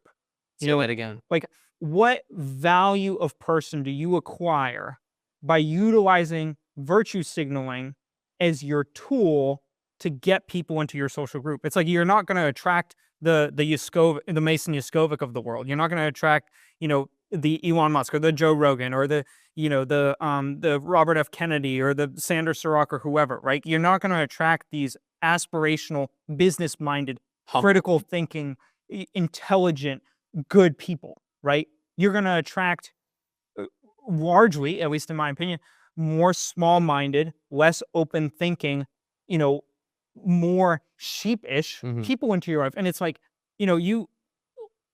how many sheep do you like? How many sheep does it take to change a light bulb? You know what I mean? It's like, that's a terrible analogy, but like, you can acquire a million different sheep in the world that don't really add any value to you, or you can just get like one good person by your side, and it's like virtue signaling does not give you the vehicle to drive up the mountain to get meaningful people and good people into your life. It's interesting that you list those names because those are all successful people. But what I've noticed is that virtue signaling is not a marker of an unsuccessful person, because there are categorically successful people out there who do virtue signal and are still successful, But yes, which is interesting. for sure, for sure. I Because they question get at to what crap. cost, though. Well, right? it's at the cost of Because being honest. Yes, yeah, but also it's like those people. I've seen a number of those people long term really suffer because the truth starts to get out, or like their real opinion starts to get out, and suddenly they completely lose their base because it's been fabricated on a false truth. Yep. And it's like, what did you like? You just spent the last 10 years of your life building what? A lie. It was like a glass wall house that you're trying to shoot out of, Right. essentially. And I think fundamentally there are two ways of becoming successful: focusing on your perception of yourself and producing quality products. And that's like the Elon Musk and Joe Rogan way. And then there's the opposite perspective, which is focusing on how other people perceive you and how they think of you, which is the more vain, like, politician side of things, right? And I think that the people who focus on what they do probably sleep better at night because Yeah. their success is not dependent on other people. They have determined it. But Right. when you put your success in the hands of other people, now it's kind of like the relationship thing I talked about in episode 39, which was in this relationship I was in. I was only happy if my partners were happy. And so I'm essentially handing my happiness to someone else and saying, well, you do with this what you will, right? Because you determine if I'm happy or not. And that is not a healthy way to live. I want to determine whether or not I'm happy, because if I can control it, then I can be happy all the time. Yeah. Right. Right. Right. It's honestly frightening and sad because I think there are a lot of really great people out there in the world who have been caught up in trying to morph themselves into a social construct that the people around them will see as fitting. Yeah. And it's like, Even if it's not true. it's like, you could think about it like this, I guess. There's 7 billion people in the world, right? If you say 10%, are tend to lean towards virtue signaling, right? 700 million. 700 million, Yeah. right? That is 700 people that are 1 in a million. Yep. Right? And it's like, those are 700 people that are like 1-for-1 geniuses that are could be potentially geniuses. 1 in a million people that are falling into something that is going to have such detrimental effects to their mental state and their ability to know fact from fiction, or their ability to be authentic or to actually seek truth. Like, and it's, and I think that, there might not be 700 of those people, because I think that 1 in a million people tend to lean towards the other side. But even if there's just a smaller subset of those people, like, if you grow up in such an environment where it is praised and it is easy to fall into, and it is rewarded superficially to fall into that style, it is very easy to continue down that track. Mhm. And if you're a smart individual and you fall down that track, suddenly you have this great intellect in order to convince yourself that it's the truth. And you already have the tools in order to convince yourself it's the truth, because you know that virtue signaling has gotten you this far, even if you don't understand it as virtue signaling. Right. And so, like, that's something that I think is important. It's important for, like, us to, share this with each other so that A, we can look back on it later, but B, like, I think there is also some bigger importance to this kind of stuff and bringing up these issues, even though the audience is small at this point. It's not going to be small forever. And I think that these kinds of things are important to talk about, because I think they actually genuinely hold value. Yeah. And I think that I write this later on about being authentic. So I'll talk more about it later. Yeah. But I think that the fact that we are dedicating the thought to this and posting it to document the thought that we've had about this is enough action to say that we are not virtue signaling, because the action that we're taking is by is by thinking Actually about it producing ourselves. content that we Producing put content, effort right. into. And it's not producing content which tells other people what to do, but it's producing content Yes. that explains to ourselves why we are the way that we are. Right. Um, I bet if we went back and watched the first 3 episodes, mhm. we would find places that we've grown since those first 3 episodes. Oh, for sure. Yeah. You know? And it's, I think this is very valuable. I think it's very valuable, at least for us. And, the process of going through these sheets and talking about these topics and figuring out what you think and why is incredibly valuable to one's own personal development. Yeah. We talked about that last week, with your father starting to go through it right now in his 50s, kind of like, Yeah. really finding himself and what he thinks and why and stuff like that. Like, that is a very important thing. And, so many people don't go through that ever, Yeah. ever. And so All world. I think it's if this podcast could help, just a 1 or 2 or 3 other people get on this kind of self-growth journey earlier by seeing, the evolvement of, 2 dudes behind a camera, like that's game. Like that's great. Well, for sure helping 2 dudes That's already, fair enough. right? Yeah, So if fair enough. we can help other people, that would be great. Yeah. And I think that what it also some additional value to it is that people in our lives don't have to spend a ton of time with us to understand the type of person we are. I feel that Joel probably knows us way, way better than we know Joel, because he sits down every week to watch 3 hours of us talk about what's going on inside our heads. So Fair enough. when I go into a conversation with Joel, Joel knows us really well. Yeah. Interestingly, way better than we know Joel, because I don't sit down and watch hours and hours of what's happening in Joel's head. But I think that's interesting too, because I think that that's a way to shortcut. Like, there's this really awesome Hormozi story about how he went to a cocktail party and there were a lot of bigwigs there and a lot of fancy people. And he introduced himself to a lot of people. He had a lot of really great conversations. He learned a lot about other people, but he noticed a trend, which was he would walk up to someone, introduce himself, ask them what they do for work, and then the next 10 minutes of their conversation would be them talking about themselves. And then Alex would say, like, pleasure meeting you, and move on to the next person. No one asked Alex what he does. They just talked about themselves. And that's great for him for data gathering. But also later on, after he left, someone was going around like looking for Alex, and they would be like, oh, the guy with the beard. And he was like, yeah. And he was like, oh, yeah, he was here earlier, but like, I don't know where he went. Like, I don't really know what he does, actually. I don't think I asked. And they were like, oh, he's way richer than all of us. He has this crazy company. He's still got a lot of philosophy stuff. And they're like, oh my God, I can't believe I met that guy and I didn't ask him about himself. How vain am I? I spoke with him for 15 minutes and I just talked about myself the entire time.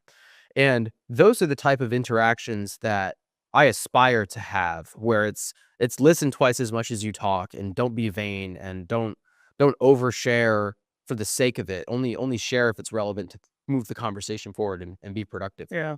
But Something that I sorry to interrupt you. last thing, but we're able to have more of those conversations with people, because if I sit down with Joel, we can talk about Joel for 30 minutes because he already knows about me, because he's already seen these videos. So we don't have to spend time talking about me, which I frankly don't enjoy very much at all. Fair enough. Something that I like, that I've noticed that you do, and I've implemented at different points. Sometimes I get excitable and I, completely throw this shit out the window in terms of what I'm about to say. But something that I like that you do is you're able to pace the conversations really well. I think that the people who are able to take strategic pauses in their sentence phrasing or their, paragraph style or what they're talking about are able to control the direction and the flow of the conversation really well and not get exhausted or tired through the conversation. And I think that's something that I see of more and more high profile people are able to do that than are not able to do that. And I think that's an important asset too. I know it's a small tidbit kind of off topic, but Do you have examples? yeah. We could probably make a whole podcast on this, but I'm just interested. Would- I hadn't really considered it. Yeah, well, I notice you take pauses when you can't think of words or like phrases right off the bat. I think you mentioned that Yeah. before, or at least that's how I've interpreted it. And I do something similar. Sometimes I'll repeat the previous phrase that I said to kind of, alleviate the mental stress of having to think of the next thing. Mm-hmm. But something that I've noticed that you do is you take a pause after someone says something, and then interject with something smaller but insightful and rich in textual and verbal kind of analysis of what they said. So it's like a shorter, deeper phrase that has a lot of context and offers them the opportunity to explain more and more and more and more. But the pace is sat with you, right? And so it's like I like that kind of aspect because it alleviates the mental stress of having to create this whole big response, Right. but it still moves the conversation forward in a meaningful way where you can have the potential to learn about one another, right? So you're saying you'll say a lot of stuff to me, and then I'll say a short phrase to validate that I heard what you were saying, and then I can move on to the next thing? Not yeah, that's a good example. It's not just a short phrase, it's a phrase that indicates A, that you listened and heard what I said, but B, sometimes are curious about a certain subset of what I talked about. Hmm. It's like the Joe Rogan style of asking a question in a comment, right? Interesting. It's like I see that occasionally in you, and I try to apply it in my life as well. But I think those shorter style comments that almost entice the answer to a question from the other person are really valuable to pacing a conversation. Got it. You know? Thanks. I didn't know I did that. Yeah, yeah. Well, I just I like kind of saw it in your response a few minutes ago. We could go back and watch, but like, I was like, all giddy up about this shit and just rolling through it, and like you took a big pause, and then it like clicked for me, and I was like, oh shit, like I'm way outpacing the fucking conversation right now. And then it was like I was Good. like it was it might have not necessarily been you trying to pace back the conversation, but in that moment you did pace it back. Yeah. And so it's just interesting for me to look at it, and I wanted to comment on it. So, I do sometimes pay attention to that, and I learned that, partly in acting from when I was in, like, middle school, but largely from comedy, because Yep. there's this guy, Ron White. Do you know Ron White? The Yeah, comedian? yeah. He said, "When you're nervous, you start to talk fast. So when you're on stage and you're feeling nervous, slow down. And if you're on stage and you're feeling good, slow down, because you're always going too fast. Comedy is in the pauses, it's in the pacing." Yeah. Um, Joey Diaz does a fantastic job of, like, Yeah. machine gun firing, blah, da, da, da, da, da, and then he slows down, and then he slows real down, and then he starts to pick it back up again, and then he ends, right? Yeah. And so with comedy, pacing is really important. And I focus on that when I'm speaking publicly, but I don't focus on it a whole lot in conversation unless there's an intentional point that I want to bring up, in which case I'll do it. So, like, talking to girlfriends, I used to be way more fucking panicky about it than I am now. In part because I feel like I can ask Grace anything and she's not going to leave. But in the past, I've been like, man, if I fuck this up, she might just break up with me right now. So in conversation, I would intentionally, like, throttle back and, like, slow the mood down and make it more emotional. And then I can ask the question. So it's kind of like priming the person and getting them in the right spot for the Yeah. context, right? I try to apply it as well, but especially early, I'm sure if you went back and watched the examples that I went through, like for example, the gas and electric car example, like Yeah. I just get excitable and I just want to blow through shit because it's Yeah. like I got all this little crap in my mind and I'm like trying to fucking organize it like a bad jigsaw puzzle, and I just like so excited to fucking present it. But my point being is like I appreciate the pacing of the conversation and being able to pull it back to something that's a little bit more palatable. Yeah. Yeah. I think that if anybody, like, if our podcast was Sandra talks for 30 minutes and then Mason talks for 30 minutes and then Sandra talks for 30 minutes, like, I would turn it off, right? Two Bears, One Cave, the comedy podcast with Bert Kreischer and Tom Segura, is hilariously known as the Bert podcast because Bert has so much going on in his brain that it's kind of like your electric vehicle dump, but for 2 hours while Tom sits there. So it's like, people will make the comment and they'll be like, it was awesome listening to Bert talk today. Or like, Tom was a guest with us watching the Bert podcast today. Stuff like that. They know him for it. But so, like, sometimes, like, you have something to say, like a story to tell, right? And we can take turns with long stories, but it's also important to, like, weave in conversation in there. So, like, short answer short. I learned this as well writing essays in 3rd grade because my teacher was like, hey man, you don't have to write so much information in a single sentence, because my sentences were like 3 lines of paper long. Yeah. And she was like, break it up with a short sentence. Like, And then he quit. Like, that's a short sentence, but it means a lot, and you can change like your readers don't want to read all short sentences or all long sentences. They want to read a variety that keeps them mentally focused. Yeah. And I try to do that while I'm speaking too, but largely in these podcasts, it's kind of, apart from the intro, which I pay a lot of attention to, it's mostly flow state, what I do. Yeah. Um, I think it's good though. yeah. To totally throw that in the trash, hard shift, like grind into third gear. Do you want to hear why I hate Lewis Hamilton? Yes, I would. So Lewis Hamilton, as a racing fan, you should love Lewis Hamilton, right? He's statistically the greatest Formula One driver of all time. Mm-hmm. He's fast. He's largely polite. He's non-confrontational. Why would you not like him, right? And he has rubbed me the wrong way from the get-go. Like from this, I started watching in, I think, 2018, which was, at the time, he was on a winning streak. That was his, I think, 4th world title. Or 3rd. It was his 3rd. Because he won 1 with McLaren and then I'm not 6 with Mercedes. I'm telling you, I know this. So he just has always bothered the shit out of me, and I could not tell why, and I still don't have it totally nailed down. But as I've always thought to myself, I don't like Hamilton because he's virtue signaling, right? Every time he gets out of the car, he's like, "Oh, I could have done it without the fans," right? And that bothers the shit out of me because it's like, well, no, you could have done it without the fans because you've done it without the fans before. Like, you grew up racing without fans. You used to do it alone with your dad, and we're the underdog. And I have a huge amount of respect for that. And I have so much less respect when you give credit to fans that haven't really done anything apart from purchase tickets and then yell real loud. Yeah. Maybe yelling real loud does motivate you. Maybe it inspires you. But I guarantee you could have done it without the fans either. I don't even know if you can hear the fans through the helmet in the team radio and shit. So, like, I don't really know. But in any case, in writing this virtue signaling, I really struggled to figure out, as I'm writing the definition of virtue signaling, I'm thinking to myself, well, Lewis Hamilton doesn't really do this, right? Because Lewis thinks, presumably, speaks, and acts in alignment, thus making him authentic and not virtue signaling. So what is it? I think it's a hidden attribute that we have yet to discuss.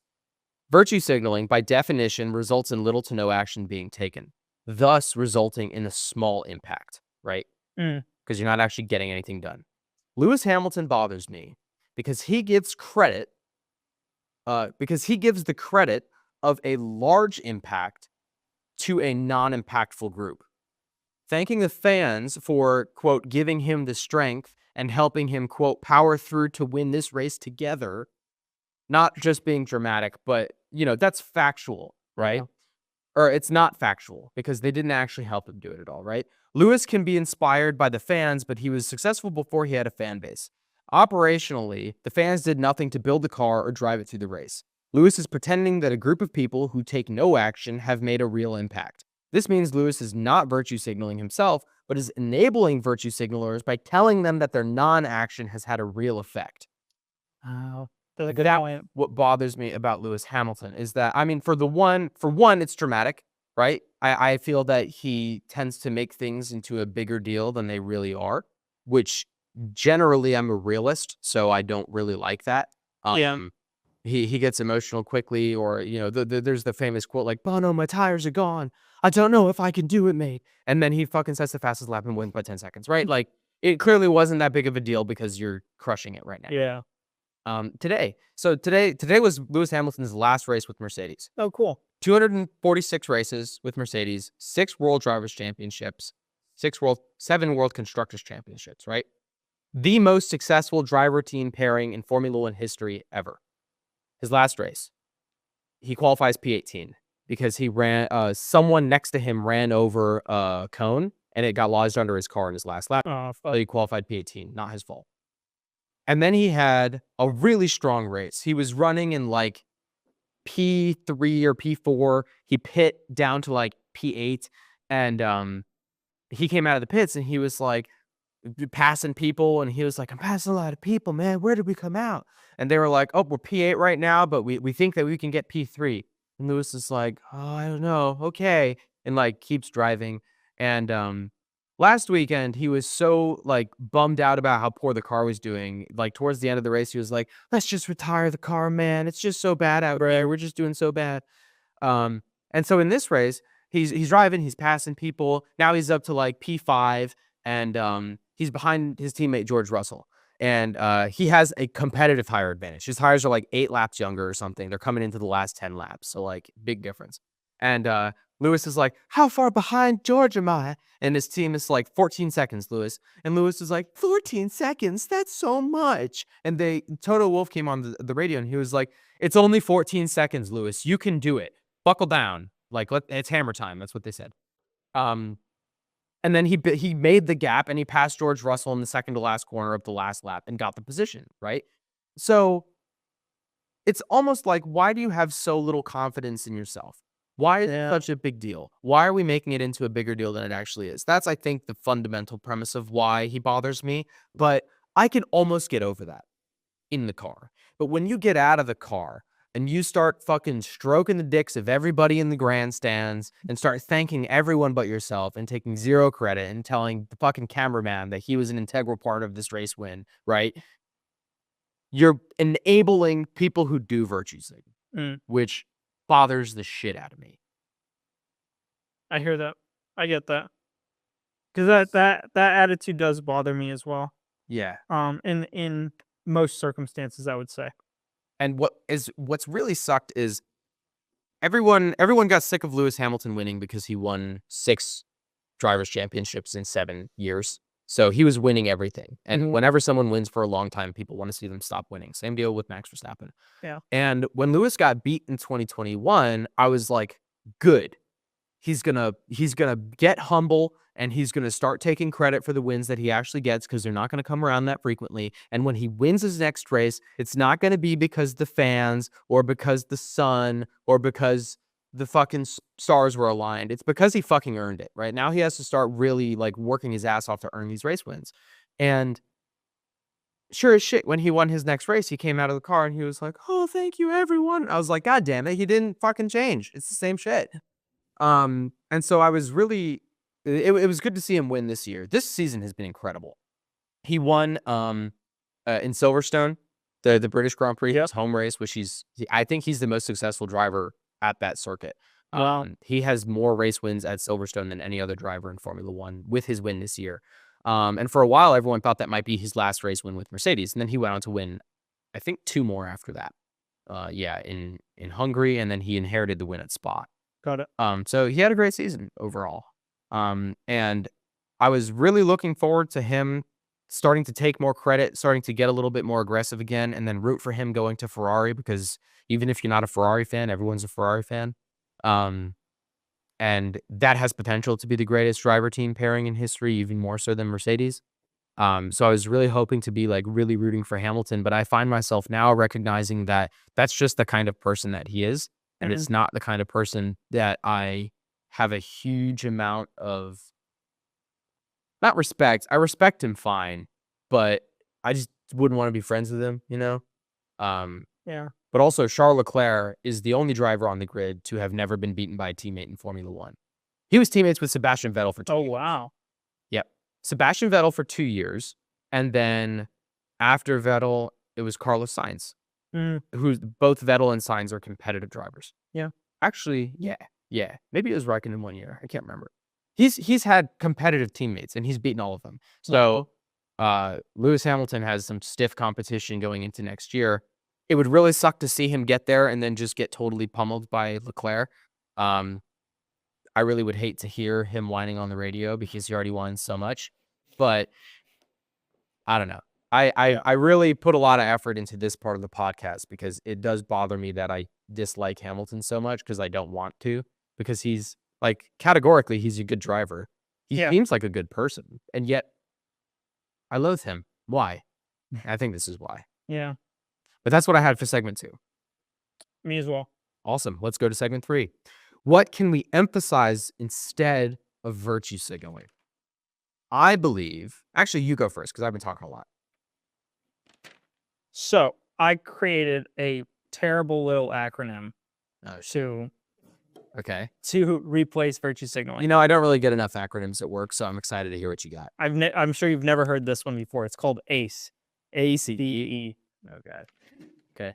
Okay, so the first thing I got is analytical. Yeah. Know your subject, know the arguments and counter arguments, know the data, and know how to defend it and approach issues numerically rather than emotionally. Good. C is commitment to openness. Be open to new ideas and communicate. I guess that could also be the C. Using the techniques and tools we have discussed prior in our prior podcast, eye coordination, interest, tone of voice, body language, stuff like that. Go back and rewatch if you're interested in that sort of thing. But then the E is exercise what you preach, engage in conversation, support your views when prompted, and stick to what you believe. Mm-hmm. And I think those three in combination, you can be a well-versed person about a subject you're interested, but be open to having constructive and informative communication and openness with people that have contradictory opinions to what you believe. Mm-hmm. I think those are ultimately the steps I would take to replace a virtue signaling nature. I think that the exercising at the end of ACE is a critical part. Yes. Actually doing the work. Right. So interestingly, a great example of where Lewis Hamilton does not virtue signal is he talks a lot about getting like low income black or non-white kids into racing. Mhm. There's not a lot of opportunity. It's a rich white guy sport. It's very gate kept. And Lewis Hamilton wants to solve that. So he talks a lot about how he wants to work with kids of different races who don't have much money to get into racing, Yeah. give them a shot. But then instead of just virtue signaling by thinking it and saying it and not doing anything, he started Project 44, which is an entire organization dedicated exactly to that. Yeah. Which is a really awesome example of him not virtue signaling and actually doing something really cool. And I think that so long as you're taking action on it, it's okay to talk about, which is why I don't feel upset when I talk about giving my time to Space Coast Crew, right? Like I don't feel like I'm being a virtue signaler by doing it because I'm just sharing what I love and I'm doing it because I love it. And I Right. would encourage anybody. Well, your thoughts, what you passionate- say, and your actions are in alignment. Exactly. Same with Hamilton. Yeah. In the virtue signaling category. Right. The last thing I have written down is an alignment of thoughts, words, and actions. Authenticity is the opposite of virtue signaling. And virtue signaling is the absence of thought, word, and action alignment. Yep. Yep. And it's I think it's really important to be authentic and think about what you say and think about the actions that you pose and really concretely look yourself in the mirror before you impose your opinion and thoughts on someone else. Yeah. Like that is very important. Yeah. And I think that there's been a significant lack of that in the past years. I'm hoping to see it increase. You mean just like in terms of authenticity. In the public, I think that we've had a lot of different groups pop up and communities pop up that are bred off of and temporarily flourish off of virtue signaling. Yeah, burn's a really good word for it because it's strong initially, but there's only so much fuel. Yep. Yeah. Yep. I have written, I believe the key to overcoming virtue signaling is to recognize the impact that ego has on your reputation. The function of virtue signaling is to place yourself socially in a higher status than others. Recognizing how egotistical that is might humble you a bit. But the real easy way to self-check yourself is to ask yourself, what am I doing to solve this problem? If the answer is no, or talking about it, take a moment and pause. For example, I think virtue signaling is largely negative. I'm saying virtue signaling is largely negative. I'm taking action by recording a podcast documenting the deep thought that I've dedicated to ensure that I don't virtue signal. Thoughts, speaking, action, all in alignment. Yeah. So that's how I'm ensuring that I'm doing my part, right? That's how I'm ensuring that I'm not virtue signaling. But what's interesting there is the ego aspect that I started to give some thought to. So do you think that being humble is an antidote for virtue signaling? Not potentially, but not necessarily. Elaborate. Because I think humbleness can have an internal definition and an external definition. Okay. It's how people perceive you as humble or not humble, and then how you perceive yourself as humble or not humble. Mm-hmm. And I think that virtue signaling, as we discussed earlier, has a very dangerous trajectory of potentially allowing you to convince yourself of truths that are actually false, right? Interesting. And so you could actually believe that you are humble, and you could believe that you are humble in your actions because you are helping people who you believe are, either underprivileged or underrepresented, or maybe, representing electric cars that are, not being pushed in the way that you see fit into society, right? Right. And you are humble in your nature because you are going through these actions that help subset communities that are unheard. Right. But that may not be the actual truth of the matter, Yeah. right? So I think that potentially humbleness has the opportunity to open you up to seeing that, virtue signaling to push your ego onto a community is not constructive. Mm-hmm. But if you are already in a kind of virtue signaling mindset and are already able to convince yourselves of falses as truths, Right. then it may not really alleviate you at that point Yeah. from, the I guess the disease or the pain of, being stuck in virtue signaling. Yeah. That's an interesting thought about the perception of humbleness from your own perspective and from other people's perspective. Yeah. That's cool. What do you think? Well, that's a new perspective that I hadn't considered, and I Fair like enough. that take. I think that when I focus on being humble myself, I can quantify that by saying, take credit for what you've done, but don't boast about it. Just, say the facts and tell the truth. Mm. That Hormozi deal. And hopefully that will inspire other people by setting an example, not by dictating. So, if I talk about the time that I'm dedicating to Space Coast Crew and how passionate about it I am and how it makes me feel good because I'm able to dedicate my time, which is my most valuable resource. I actually found a really cool thing this week on charitable giving. If a billionaire donates, $1 million to an orphanage, right? Everyone's going to be like the orphanage is probably like, wow, $1 million, thanks. But everyone else is like, yeah, but you're a billionaire. Like you couldn't give in more than $1 million, right? So charity is only externally perceived as being good if it has a negative impact to the person giving. And if I give any amount of money, that makes a big impact on me right now because I'm trying to make rent next month. But what really hurts me is my time, because my time is valuable.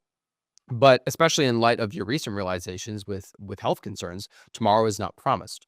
And so I can say, well, I'm going to dedicate all my time in my 20s and 30s to making a lot of money. So that way in my 40s and 50s, I can give back a lot of time. But what if I die this afternoon? Yeah. So instead of that, I'm going to dedicate a couple hours a week to doing something that helps other people. And that does have an impact on me because my time is my most important asset to me right now. So when I think about being humble in terms of virtue signaling, it seems that if I can speak about actions that I've genuinely taken with the passion that I have for it, it's not a call to action. It's simply talking about what I care about. And in speaking about the actual actions that I've taken, what I say, think, and do are in alignment, and thus it's not virtue signaling. But I hadn't considered the fact that the problem I'm having at work right now is I have not written self-reports each quarter because I could give a fuck. And I don't want to take credit for work that was like a group effort or whatever. I just don't like to talk about myself and the successes that I've had to superiority, right? I think it comes off as braggadocious and not very humble and egotistical. I don't like doing it. But as a result of that, the guy who fucking picks whether or not I get a promotion doesn't see me doing anything because I don't tell him that I'm doing anything. So in my head, I'm humble, and in his head, I'm lazy. So the perspective difference is important. It's almost like, how do you convey your success without being braggadocious? And I feel that the best way to do that is to just speak about the result of your work. Go both good and bad. Just speak about what happened. What have you actually done? And if you do that, you won't virtue signal because you would have actually done something. And I think importantly, to add on to that, you need to be able to set your accomplishments and the recognition of your failures or your successes in a self-reflection of what you are doing. Because as soon as you put um the analysis of your successes or failures in someone else's hands, or the analysis of how you present yourself in someone else's hand, you fall victim to whatever their opinion is. Yeah. And God knows what that's going to be. Exactly. Right. And you brought up an interesting point about the philanthropic donations too. Yeah. The situation I thought of was with Mr. Beast when he went to Africa and spent millions of dollars installing this fresh water system for this village. I didn't know he did that. Yeah, he's spent a lot of time and money installing fresh water in these villages That's to awesome. provide, children and families with clean water, because there's a lot of um, water sickness or dehydration related deaths. I think diarrhea is the leading cause in Africa, just because you can eat something and get sick and then have diarrhea and not have water to actually replenish your system. Yeah. Right. And so he went over and did that. I can't remember what country it was in, to be honest. But anyways, he came back to the States and there was this huge group of people that were like, oh, he's just trying to raise his moral standing in society and he's doing this for selfish reasons and blah, blah, blah, blah, blah. But he's doing it. Right. And when I was thinking, I was like, even if he is doing it for selfish reasons, which I really don't think he is, I think he actually cares. Right. Like, even if he is, he just gave like tens of thousands of people access to clean water when they did not have access to clean water, and probably wouldn't have, because the UN is so fucked up in giving money to these countries. And it's like, you're really going to target that person? He's like, doing something. you don't have to agree with everything he does. But at the end of the day, like, these people's lives are bettered. And it's like, there were people online who were like, oh, just another white guy virtue, or like, being philanthropic for his own gain, like blah, blah, blah, blah, blah. And I was like, how does your comment help the situation? Yeah. So it's like, how does that move anything forward? It's interesting too, because Alex-Hormozi talks about being deserving. And he's like, deserving is a fallacy. You don't deserve anything. You do or you don't. Right. And so if you help thousands of people get clean drinking water, regardless of your intent or reasoning or your hopes for your public persona, you're still doing it. And those people are still positively impacted. Right. So fuck anyone who thinks that you're doing it for whatever reason they think you're doing it, right? And what's interesting about authenticity in speaking about Lewis Hamilton is I know what Lewis Hamilton does and I know what he says, but I don't know what he thinks. So if someone does and says things that are in alignment, I can only assume what's happening in their head, because no one really knows that. So you can never really identify authenticity without truly knowing someone. Yeah. So you can tell that someone is being inauthentic if you know them well enough to know that their thoughts do not, like their intentions do not align with what they're saying and what they're doing. Yeah. But I think that the big takeaway is focus on taking action and focus actively on not announcing your opinion. Because I think that announcing your thoughts on the thing is what usually stirs up controversy. Regardless of whether you're taking the action or not, people usually would have. So like Mr. Beast filming and posting that could be seen as vanity, because the only reason he's filming it and posting it is to get clout, right? But I'm certain that somewhere in that video, there's probably a call to action where he's saying donate here or, support this organization or something like that. And that's the reason he's posting, is to raise awareness about this awesome thing that he's doing and you can help, instead of just doing it to like get clout. Chris Williamson has this awesome quote that says, resist the desire to have an opinion on everything. Your expertise is narrower than you think, and the world needs more signal, not more noise.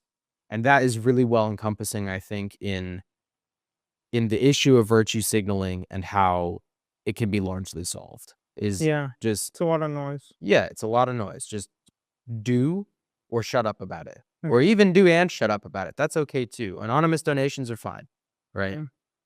Something that I struggle with is I feel a certain sense of responsibility to be well versed about a variety of subjects. Like, I feel like when I go home, I'm like, I research about gas and electric cars. I research about politics. I research about, the structure of money. I research about, etc. Right. And it's like, I feel this like weighing responsibility to be a signal about a variety of subjects because I've met so few people who have genuine signal. Mm-hmm. I was curious, as kind of like an off topic tidbit thing. Have you felt that about any subject, or do you currently? Do you feel Like, like a responsibility to understand certain subjects or tasks or opinions in depth so that you can be a voice of reason, in a situation where there is no reason? I feel that the responsibility I place upon myself is to announce to the room when no one has any idea what they're actually talking about. Right. So instead of being like in a conversation about electric cars, instead of being the person who has the answer, I focus on being the person that says, Do you have anything to actually back that up, or are we just hypotheticalizing here?" Uh, And that's a great way to shortcut it because people can have really heated debates. But if I go, Do you actually know about any of this? And they're like, well, I heard a podcast that said it. I'll go, okay, do they have their sources cited? If not, then we're just kind of like bullshitting here and speaking hypotheticals, and we're not really getting anywhere. right. And I'm not the most popular person in those conversations, but if you keep it real and recognize like, hey, just so you know, none of us have any idea what's going on. None of us know what we're talking about. All right. That's why I often when I speak about things that I'm not well versed on, I make it clear I'm not well versed on this. I don't know, or I assume, or I presume. I really state my assumptions clearly, because I think it's fine to make assumptions so long as you state them clearly. And I feel that the issue with many people is that they don't state it clearly. They'll make a claim as if they know, and they'll only recognize that if they're called out on it. And I think that's the key issue with it. So I don't think I suffer from quite the same thing. I like having the answers to things. In conversations that I have information on the subject matter, I can fact check kind of and make Yeah. sure everyone's on the same page. But I don't think I feel a social obligation to do it just because we have ChatGPT and Yeah. Yeah. No, fair. I was just curious. It's something that I've been kind of like questioning and thinking about lately. Mhm. Um, but Do you just like to be the guy that has the answers? I wouldn't put it like that. Okay. Um, do I like to be the guy that has the answers? Like, why do you feel this pressure? I would say I I I enjoy being someone who is well versed about subjects. Like I don't necessarily I don't know if I would phrase it as the answer because I could be wrong, Right. right? But I like to at least be well versed on each side of the aisle on a given subject. Mhm. Um, because I think that when I've gone into conversations with people who have a different opinion than me, I can expedite through the facts and procedures in order to get to a point of why we fundamentally disagree. Right. And then I open up the opportunity with them to learn something new, Mhm. right?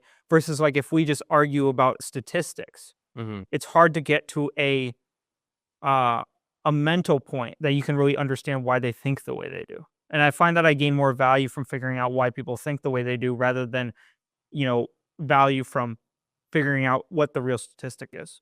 Sometimes I'll go home, like if I have a disagreement with somebody, I'll go home and research that specific topic because I want to understand the way that they're thinking.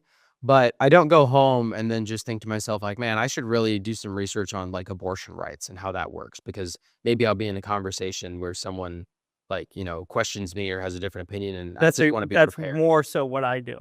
Do you just want to be prepared? Like I'll go home one day and I'll be like, I'm gonna research climate change today.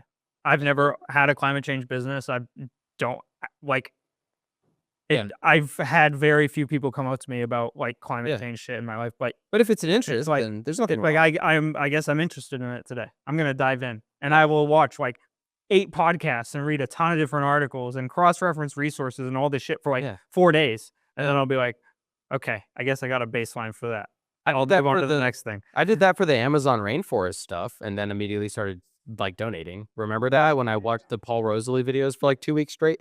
So like sometimes I catch a special interest. I've been watching a lot of Mike Israetel's RP hypertrophy stuff lately. Um And, 2 weeks ago, I was watching that like police body cam footage of like people getting arrested and how the court case goes and stuff. Like, I have my things. I think everyone has like fleeting interests from like week to week, but I don't feel a pressure to be informed on it because I know that if I'm ever in a position where I don't know something, I'll just say, well, I don't know that. Let's ask ChatGPT or let's ask Google, right? Yeah. Um, I'm not afraid to not have the answer. Not afraid is probably not the way I'm saying in relation to your situation, but it doesn't bother me to not have the answer and not know. Um, Right. yeah. I think I do have that aspect of me, but I prefer to have the answer, or at least an answer, Mhm. an opinion, more than I do to say that I don't know. Like, I feel like sometimes I lose the opportunity to learn something because I don't know the basics, and that's not like a position that I like being in per se. I think that the situation I feel that when I'm trying to push something that someone else disagrees with and they're more well versed on the subject than I am. Mm, So like the Space Coast Crew messaging system right now sucks. They use 6 different apps and 2 websites. yeah, It's terrible. So I'm replacing it with Discord with links to Google Drive. nice. That's the whole thing. That's the whole thing. That's as complicated as it gets. That's it. And I want a link on the website that gives you the Discord link. That's it. Yeah, That simple.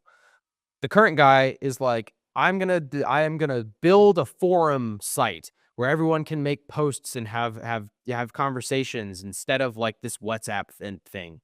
And he knows how to like build websites and like make forum pages and all that other shit. And I don't know about any of that. So when we're talking about it, I'll go, listen, man, like Discord's really easy. It's super straightforward. Like yeah, you can link things. And then he'll go, but we don't own the data. We don't own the server files. And we can't like, we don't have ownership of whatever. And he starts talking about like server numbers and shit. And I'm like, listen, dude, I can't argue with that because I have no information on that. But what I can tell you is that from the end user's perspective, this forum thing is not the answer. yeah. It's Discord.